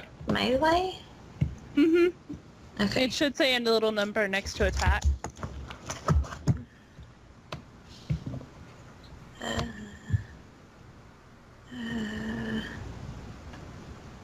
I feel like I'm really blind. Oh, it's right above weapons and armor. Okay, the red stuff? Yeah. Okay. Gotcha. Oh, good. Great. That's a 7. Oh. 7. Yeah. So you attempt to slash at his arm and you miss Yeah. as he dodges away from the swing of your great axe. As you had approached, he took a swing at you with his knife and I'm sorry, his short sword, and missed you as well. Alright, now for their turn. Bruce is just gonna walk right up to you. You now get an attack of opportunity against him. And that's just like a regular attack roll? Exactly. What did I add? Add your attack again. Yeah. 13. Whoa! So, on your back swing of your great axe, you attempt to cleave into Bruce as he sort of comes up to your side. He misses, and or your axe swing barely misses him. And now he'll swing at you. And a missed. And a shot and a missed. And PD's sort of just gonna hang back here because he's not a big fighter, but he still wants to kind of be on the action, but is sort of hanging back. And Pubert's gonna attack you as well. And he missed as well. I can't hit for shit today. I keep rolling 3s. All right. Oh, that's okay. keep doing that. All right, initiative. Oh, yeah. Oh, God. Okay. Nope. That is a 21. Oh shit. You go first. All right. I am going to aim for the same guy. Awesome. Oh God, that's the same exact roll. It's another 7. No.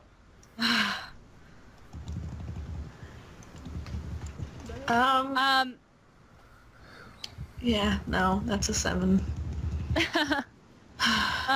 So you attempt again. You kind of keep swinging at air, or that, or you just think that if you hit the flame, you might be able to knock it out, and you're not quite sure why it's not working. But the torch stays firmly in his hand. All right. Pubert's gonna attack you.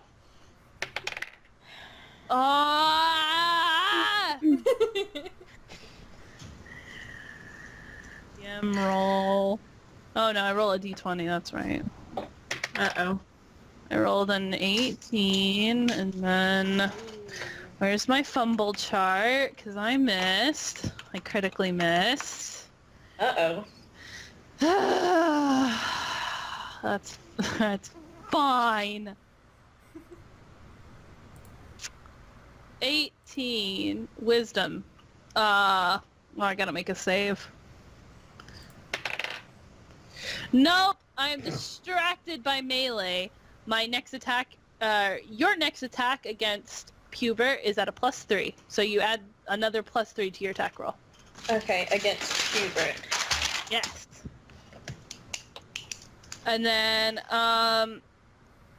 Bruce is super angry at you, and he's just ready to take your head off. Yeah. Nope, that misses too. And, not critical miss, but, so both Hubert and Bruce are taking their short swords and they keep trying to swing at you, but they're kind of clumsy with them. Bruce seems a bit more able, but since Hubert's holding up the torch, he's kind of clumsy and just swinging at air. Bruce, you keep dipping and dodging and ducking and the 5Ds of dodge. You keep doing that, and alright. Initiative again. PD's still just gonna hang out. He still thinks Bruce has this. My initiative's 10. Oh, cool, I go before you. Alright. Come on, Pubert. Nope, I missed. Oh my god. And Bruce missed again. Alright. This is us PD. waving weapons at each other. PD's like, my brothers are dumb. Sorry. No, the tiny one was supposed to be Bruce. This is PD. Sorry. Bruce is coming up now. Attack of opportunity. Yeah. No, that was a 5-foot step. He was here. Okay. Just making sure. Yep. And that missed as well. Alright, cool. Your turn. Attack turn. Hubert, you get a +3. Yeah. Attack Hubert! And I am going To make this a power attack? Oh! So you'd be at a power attack. a +2 then. Yeah. Yep. So, Yeah. So instead of the +3 bonus, now you'll just get like a +1 bonus. it's a +2. The +2. No. That's I thought- -1. Yeah, power attack's only a -1 penalty. -1 alright. +2 to attack. Damage. Damage. Okay. Oh. All right. Go ahead. Okay, I can do this. 10 plus 4 is 16 plus 2 is 18. Yeah, you hit! Woo! Yeah. Roll damage. How? What weapon are you using? A great axe. Okay, let me look it up real quick. Okay, if you go under your weapons and armor, it'll tell you what to roll for damage. Okay, 1d12. A d12 have- is the second biggest die, right? Yes. And has 12 sides. Oh, 1d12 plus 4. Anna, no one wants to hear that. Oops, that was not good. 1d12. I want to hear Anna. Oh, cool. Kitty. I rolled a 1, so that's So- 5 points of damage. Did you add the extra +2? Oh, no. That's 7 points? 7 points of damage. All right. Can't wait to describe this. So your power attack. You. Did that It's not cat to stop. follow? So you notice a weak spot in Pubert's armor, and you're like, fuck that torch, it's not working out, I'm just gonna go for him. And you take your great axe and you line up that weak spot, you throw your whole back into it, and you just take him right in the side, and he gets stuck for a second, and you slide it out, and then he stumbles forward a little, and he gasps as the blood starts gushing out of his side of his leather armor. Okay, Jigsaw. Alright, that was a great attack. 7 damage, wow, that's insane. Alright, let's go again. Initiative! 21 again. 21 again? Damn. And of course I rolled a nat 1. At least that was on my initiative. Alright. Well, thank you whoever put some blood in there. That was a lovely addition. You're welcome. Alright. Go again. Your turn. Okay, finish him. Yeah, at this point I'm just gonna try and take him out, so I'm just gonna roll to hit him. Finish him, yeah. Alright. Goodbye, Pubert. And this is a basic attack, nothing too special. Okay. 14? You hit it right. You hit his AC right on. All right. Go ahead and roll damage. Are you a Okay. power attacking or just normal attacking? Just a regular. Okay, just making sure. So 1d12. So it's just a 3. 7. 7? Yeah. Wow. All right. So, How do I want to do this, right? no. What'd you roll last time? You got a 7 now. Oh, he's gone. He's annihilated. All right. So you take your great axe again, and you're like, that spot was great the first time. Let's go for it again. You bury it into him again, and you sort of see him slant slightly as you realize you've almost cut through his entire body. And you slide it out again, and more blood goes everywhere, and he sort of sinks down to the ground, and the torch clatters down. It's still burning, but I'm gonna... you can hear it sizzling as it hits the blood on the ground. Petey. Can I make sure that the torch, like, doesn't land on the grass? Like with You my guys foot are pretty or well something? in the middle of the path. I don't. Okay. There shouldn't be any thing about it. I mean, you don't want Smokey Bear coming after you. He's a fucking mess. Does the annihilated. torch go out? Are they No. California. No. Can I step on the torch? Ellie Or, wants to step on a torch. What should I do? or I have movement still, right? Yeah, you have movement. You haven't moved at all. So I Fire can just damage. do this. Right? And it wouldn't be an attack because I'm still in his little range. Oh, well, you'd be stepping over his body, which becomes difficult for you, so you'd have to make an acrobatics check, which I would recommend not doing, because if you fail that acrobatics check, then you fall prone. Oh. They have an easier time hitting you. Yeah. So Why stay not? where you are. Or actually, What should I have her roll? Can I go Out there? of 5? yeah, go right there. Like, And I can next to still her. hit him Yeah. and step on it. Alright, so in order to step on it, even though it would be moving, it would still be a standard action because you're still doing something, and you just use your standard action. Okay. I say, don't worry about. Alright, so the big one, Petey, he's kind of scared of you now. He kind of, like, takes a step back. And, I get an attack of opportunity because he moved out, right? 5-foot step. 5-foot step. 5 foot. Oh Yeah. my god. Now, Bruce, though, is incredibly mad at you and is gonna attempt to wreck shop. Alright. Fuck! I can't stop rolling 3s. I'm switching dice. Alright. So, You can't do that. dice. Against the Excuse you. rules. No, it's not. I have more than one set of dice. Alright. Roll initiative. 19. You go first.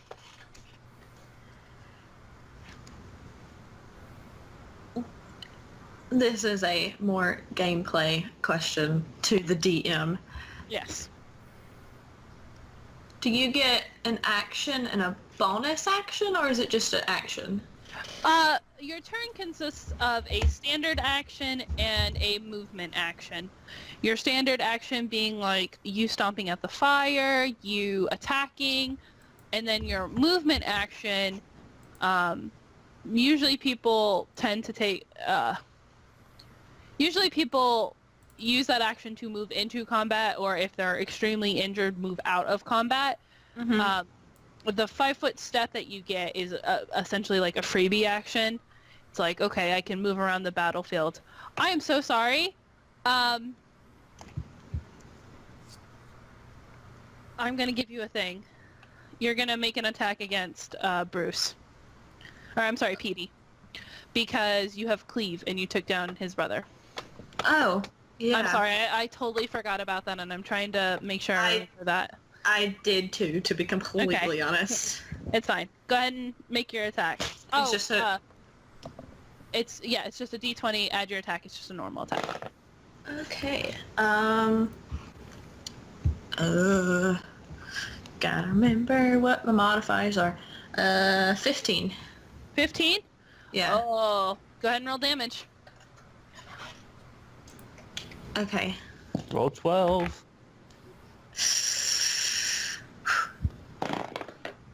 I rolled a 1, so that's 5 points of damage. 5 points of damage. Alright, Petey, who was pretty much scared shitless at the fact that you killed his brother right before him, you on the backswing, catch his arm a little bit, and you cut a fairly sizable gash in his arm as he's backing away from you, he's sort of blocking with his hands, being kind of clumsy about it. And, you slash him right across there, and he gasps out in pain, and he's like, "Oi! Jay-Hot!"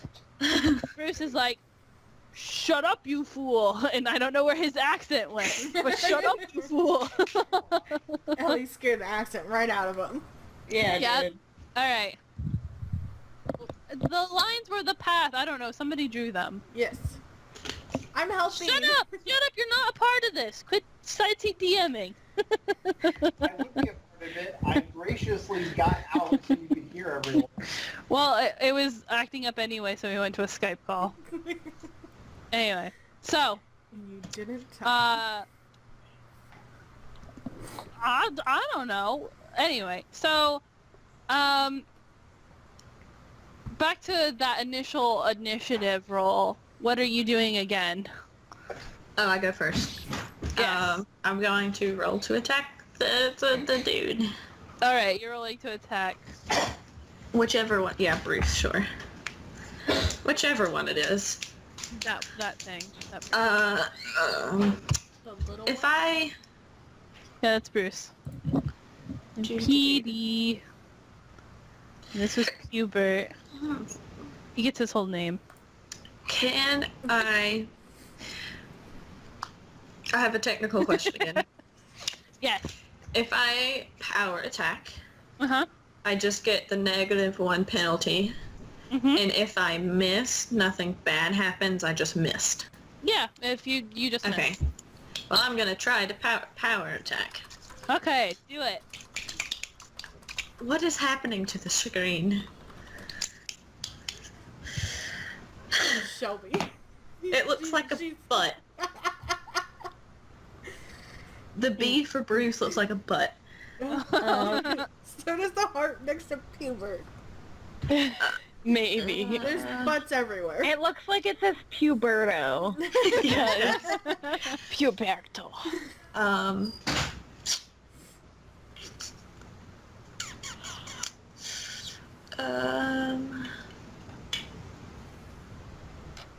Sorry, I'm trying to do math. I rolled a 6, -1 is 5, +4 is 9. You miss. Yeah. Alright, so you think you see the same sort of weakness in Bruce's armor that you saw in Pubert's, and you attempt to go for it, but you completely swing wide, and he sort of just ducks underneath your swing, and yeah.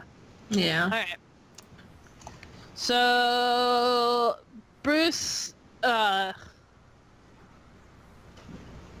is going to tell Petey to shut up. Talking is a free action, everyone. Please always remember talking is a free action. You don't have to do anything. Ooh, I rolled an 18. I hit. No. Alright. Woo! Damage time. Wow. Dead. Bruce, in his rage that you killed Pubert, swings. And this time you're just not fast enough. Oh shit. You take 8 points of damage. Oh shit. Sorry, I pulled the Damn. Ouch. And That's more than my he health. sort of embeds his sword in your side. And you see him smile his gross grin at you. And he's like, "I'll have your heart for dinner," and then pulls it out. Yo, how much health do you have left? Not much. Oh no! You might want to run. No, she's fine. This is my first time hitting. Hey, you never know. You could just be getting hot. Oh wow, okay, thanks. There we go. Anyway, roll initiative. You kind of hear Petey cheer when Bruce gets you. 12.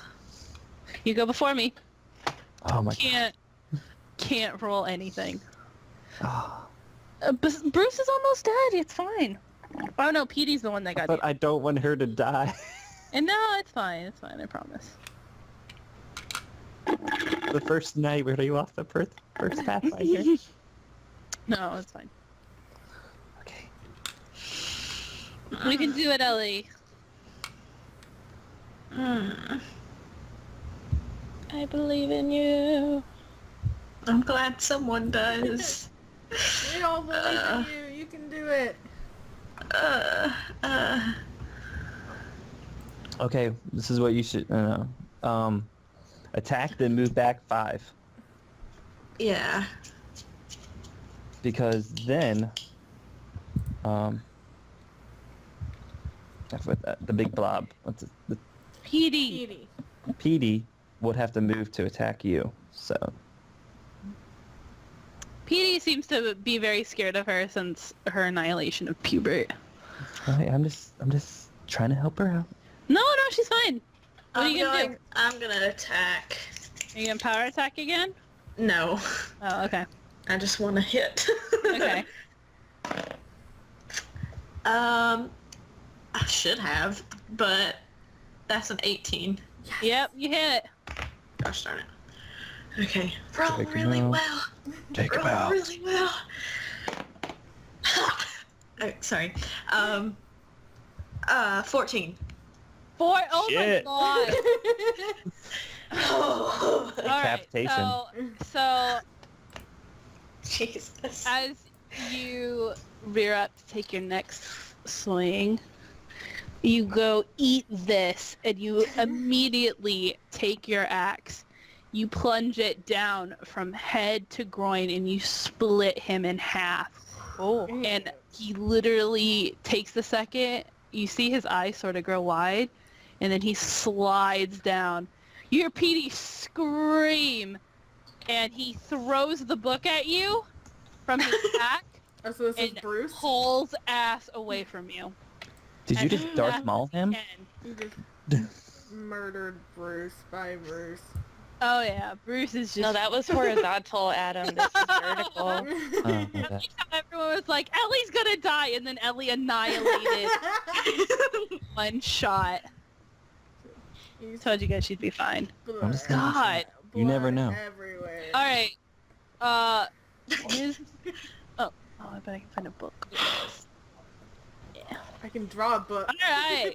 Woo! All right. You have to leave Okay. at least one survivor so to tell the story. Yeah, Petey's long gone from now, and you're out of initiative. That is totally fine. Let him go. There's your book. Thanks. Yay. Chalked it at you. I'll go stand under it. Okay. Can I loot the bodies? Yes, you can. Go ahead and make a perception check. Oh, good. This will go well. Oh, it didn't She go hit. terribly. The main guy for 14. He was at full health. Like I said, she split him in half from head to groin. It was amazing. Perception. I rolled a total 15. 15? Alright, so going over Hubert's body, he doesn't really have much. He has his armor and his sword. Doesn't look like he has too much. And Bruce, though, as you check over his body, you notice he has a satchel full of 10 gold pieces. Yeah. And both of them are wearing leather armor and carrying short swords. However, Bruce's armor is now unwearable and broken. And Pubert's is worse for wear as well. So if you wanted to loot them, I'd probably only take their swords. Would I be able to carry them? No, yeah. What's your strength?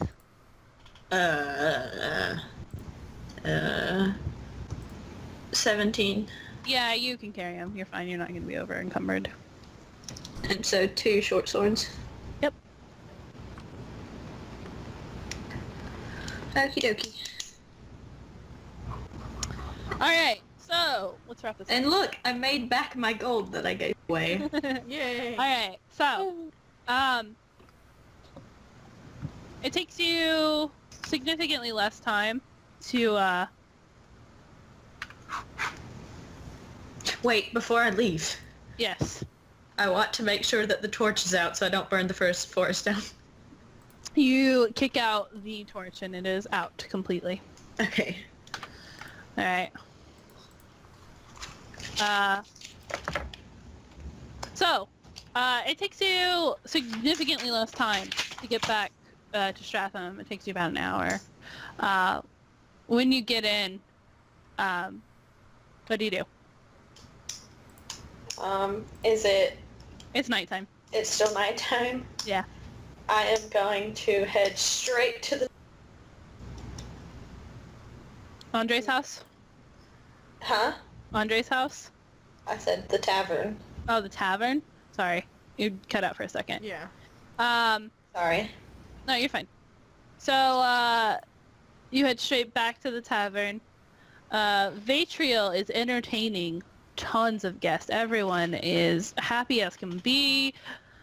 He sort of waves at you and says, "Hello, friend!" You're kind of blood-streaked and, Yeah. you look worse for wear. Hello, friend. I'm covered in blood. I'm going to bed. Vatriel just sort of nods at you and, his bushy eyebrows are kind of like cocked up. One's cocked up real high. And he's like, you have a great rest. I'm gonna do my best. So you go upstairs and,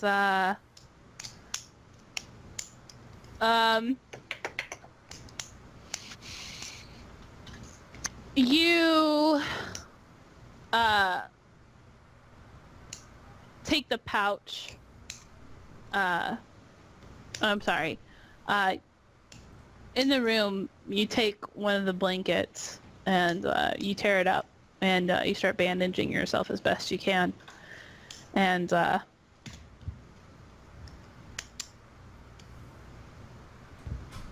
ahead and lay down and rest. As you rest, you have the dream again. It is the exact same. For sake of moving on and wrapping this up, I'm gonna say that you didn't really do anything. It felt kind of hazy, but it was definitely the same exact dream. You notice though, after about an hour, you're sort of watching the fire and you see the little girl and after an hour you see her mouth. Actually, make a perception check.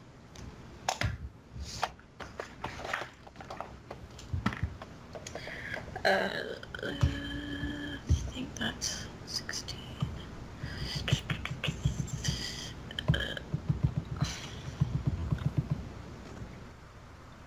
Yeah, 16.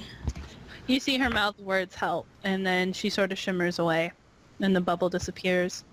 And then you have just... It's sort of black, and you're just tired and in pain.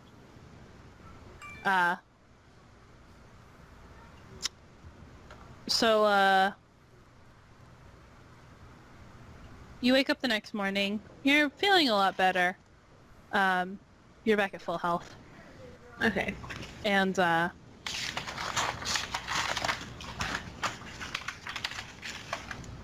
you, what do you do?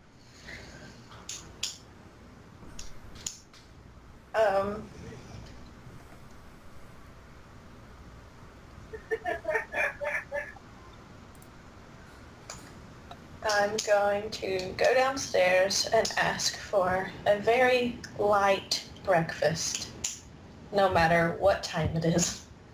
It's actually just morning. Vatriel kind of looks a little bit hungover, and he goes, "I'm with you, lass," and goes back a little sluggishly and brings back some toast, a little bit of egg, nothing too big, a couple of pieces of oh gosh, what is it? Salted pork, and that's about it.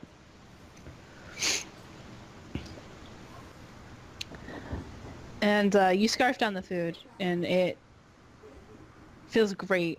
You're like, food is awesome. I feel so much better. You still notice there's a pain at your side, but it's starting to go away. As you leave the inn, you leave a bit of extra gold for the bed sheet that you ripped up trying to bandage yourself. Or, I'm sorry, not extra gold. You leave a couple extra copper for it. And I assume you head towards Andre's house. Yep. Alright. It takes you a little bit longer, sort of limping, kind of just in pain. And you get there, though.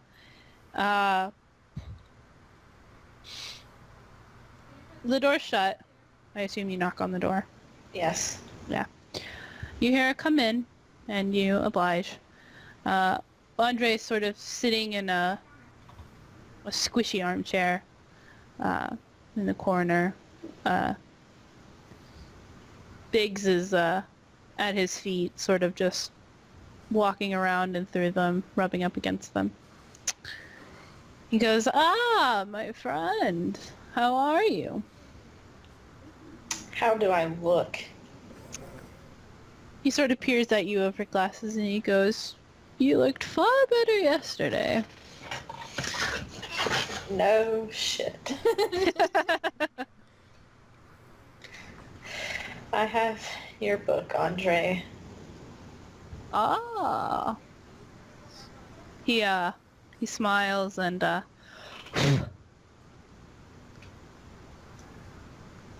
Clothes? You what do? Do you give him the book, or? I pull it out of my pack, but I don't hand it over immediately. Okay. He goes, yes, that is my book. Thank you for finding it. Well, it was kind of thrown at me, but I'll say I found it. She goes, oh dear. They did mention they couldn't get it open. Is that a magic thing? Yes. Well, a wizard must protect his spell book. I wouldn't imagine any sort of common folk could open it, but it's still very important to me, and I am eternally grateful for you fetching it for me.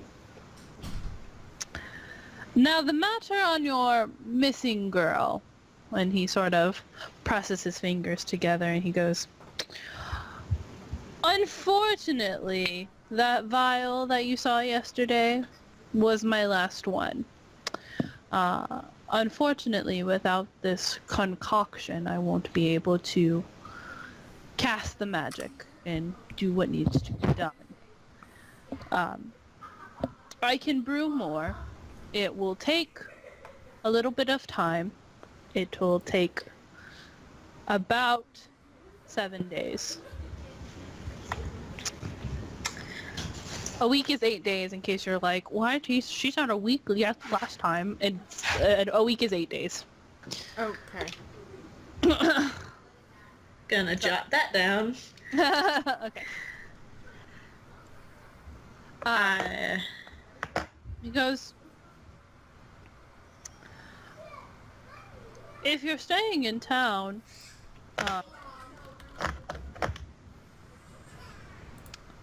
I could use my spell book, or perhaps you keep it for now until I can uphold the end of my bargain.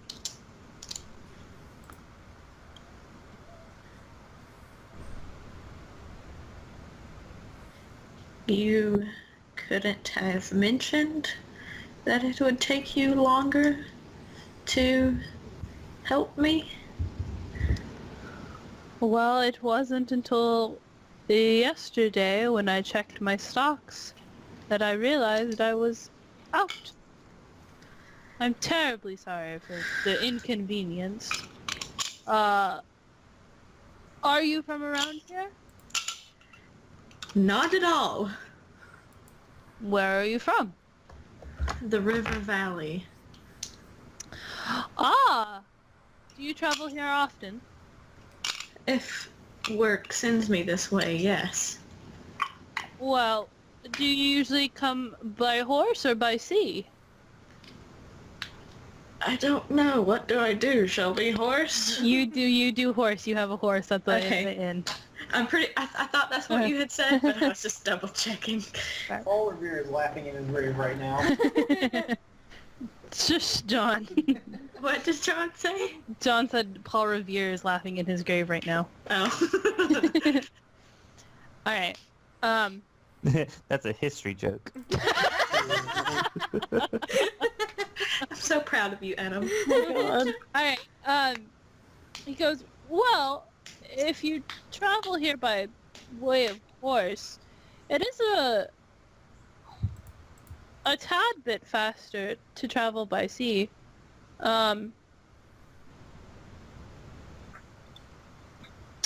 If you wish to go home and come back again, you can keep the book as safekeeping, collateral, whatever you may see it as.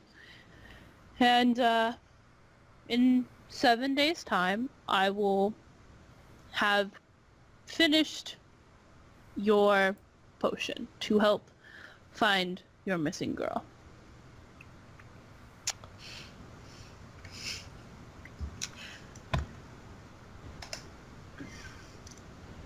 Amrin, one hand still holding the book, rubs at her face with the other hand, sighs, and then tosses the book at his feet. Not hitting the cat. Well. Don't hit the cat. And goes, take your book, and I will stay in town, and you can alert me when this potion is ready. I told you, 7 days. It'll be here. You can come that morning if you wish. He sort of scoops up his spell book and he sort of waves his hand on it and it sort of poofs away. I kind of glare at him and say, I'm not very pleased with you right now. I am sorry, friend. Is there anything I can do to help you? Your wounds look quite substantial. He goes, I do know some healers that work in the temple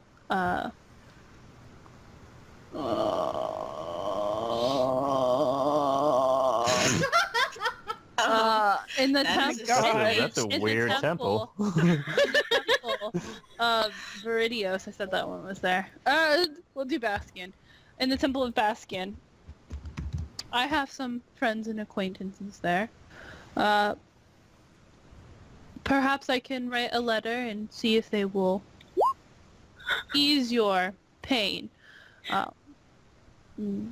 for no compensation.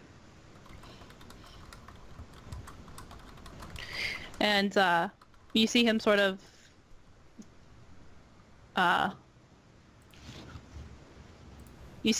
shuffle through some papers on a desk, and he hands you a dark blue envelope.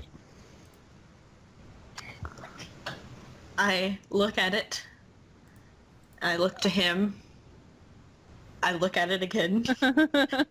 I reach out and take it. And say, thank you. But next time, I do not want something like this to happen. Well, If you make me an agreement, I want it to be fulfilled as we talked, not on a delayed schedule. I'm sorry again. And he genuinely looks sorry, and he sort of asks you to he didn't ask you anything. He sort of looks solemnly at you, and he goes, well, even if you do not use that letter now, it can and will be of any use to you in the future, perhaps. Is that a photo of Sammy passed out drunk? That is what I'm hoping Yes, that is a for, old picture man. of Sammy passed out drunk. Shh, it's fine. That's Ellie's picture. Technically, she's They're not passed spoons. out. She's still awake. Mwah, I love you. I love you too. I'm glad that's being recorded. Bye, John. Hi, John. What? Yeah, Kelsey's recording this for Sammy. Oh. Yeah. Anyway, so, yay! Alright, so, yeah, he says what he says. And everyone says goodnight. Good night. Yeah.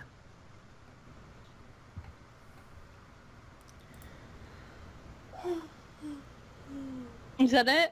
Do you leave? I pet the cat and then I leave. I pet the cat. Uh-huh. I point at the cat Uh-huh. and go, you are a better man than he is, and walk out. Oh no! Brutal. Andre kind of Old chuckles man. lightly. Because Amrin is very annoyed. Amrin sounds annoyed. Alright, end of session. I assume you just Yay. go back to the end and chill. Yeah. For the I'm next 7 days, you have And- the same reoccurring dream. Yeah. Potentially find work in the city as just doing whatever. If you come back to what did I name him? Marshmallow's place. That's all I remember. Yeah.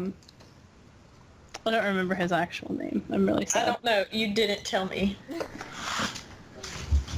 I It did sounds tell like you. you're saying marshmallow. No, you didn't. Mm-hmm. All I said was Marshmallow. Did I not? You didn't. I never learned the name of the package, like who it was addressed to. It was addressed to his wife, his missus. Yeah, I we know, never but got his name. Her name is, I don't know. Her name is probably like her name's Sansa. okay. And And- Hello. And you never told me his name either. his name's gonna be Bran because I am Okay. not creative. Anyway, Sansa and Bran, Marshmallow. Anyway, so if you go by his house, he shows you all his wares. They're out of your price range, but Yeah. he's very quite proud of them. And like I said, And he seems like good company, so why not? he's a very sweet halfling that I came up with again on the spot. I'm so proud of myself. Yep. I'm so sorry. I did not mean to fucking hit you for max damage. I was like, oh no. You're fine. Stop. Don't be You sorry, not- you're the enemy. Yeah. No, and I'll tell you something, guys. And, John talked to me about this when we first started talking about doing this. And I have the benefit of not, the screen, as much as when you're playing in real life, you have a DM screen and it hides what the DM does. And the screen is as much for my benefit as it is yours, because as much as GMs and DMs will make your life hard, good DMs know when to back off and fudge their things and say, hey, I didn't hit you even though the dice say I did. And I think a lot of good DMs forget that, the screen is as much as your benefit as it is ours. And granted, we don't have the screen, but I will never be unfair to you. I would never in a million years have ever killed Ellie, especially on this info session. I'm surprised I rolled as well as I did. They only had a +2 bonus. It was a D6. It completely took me by surprise.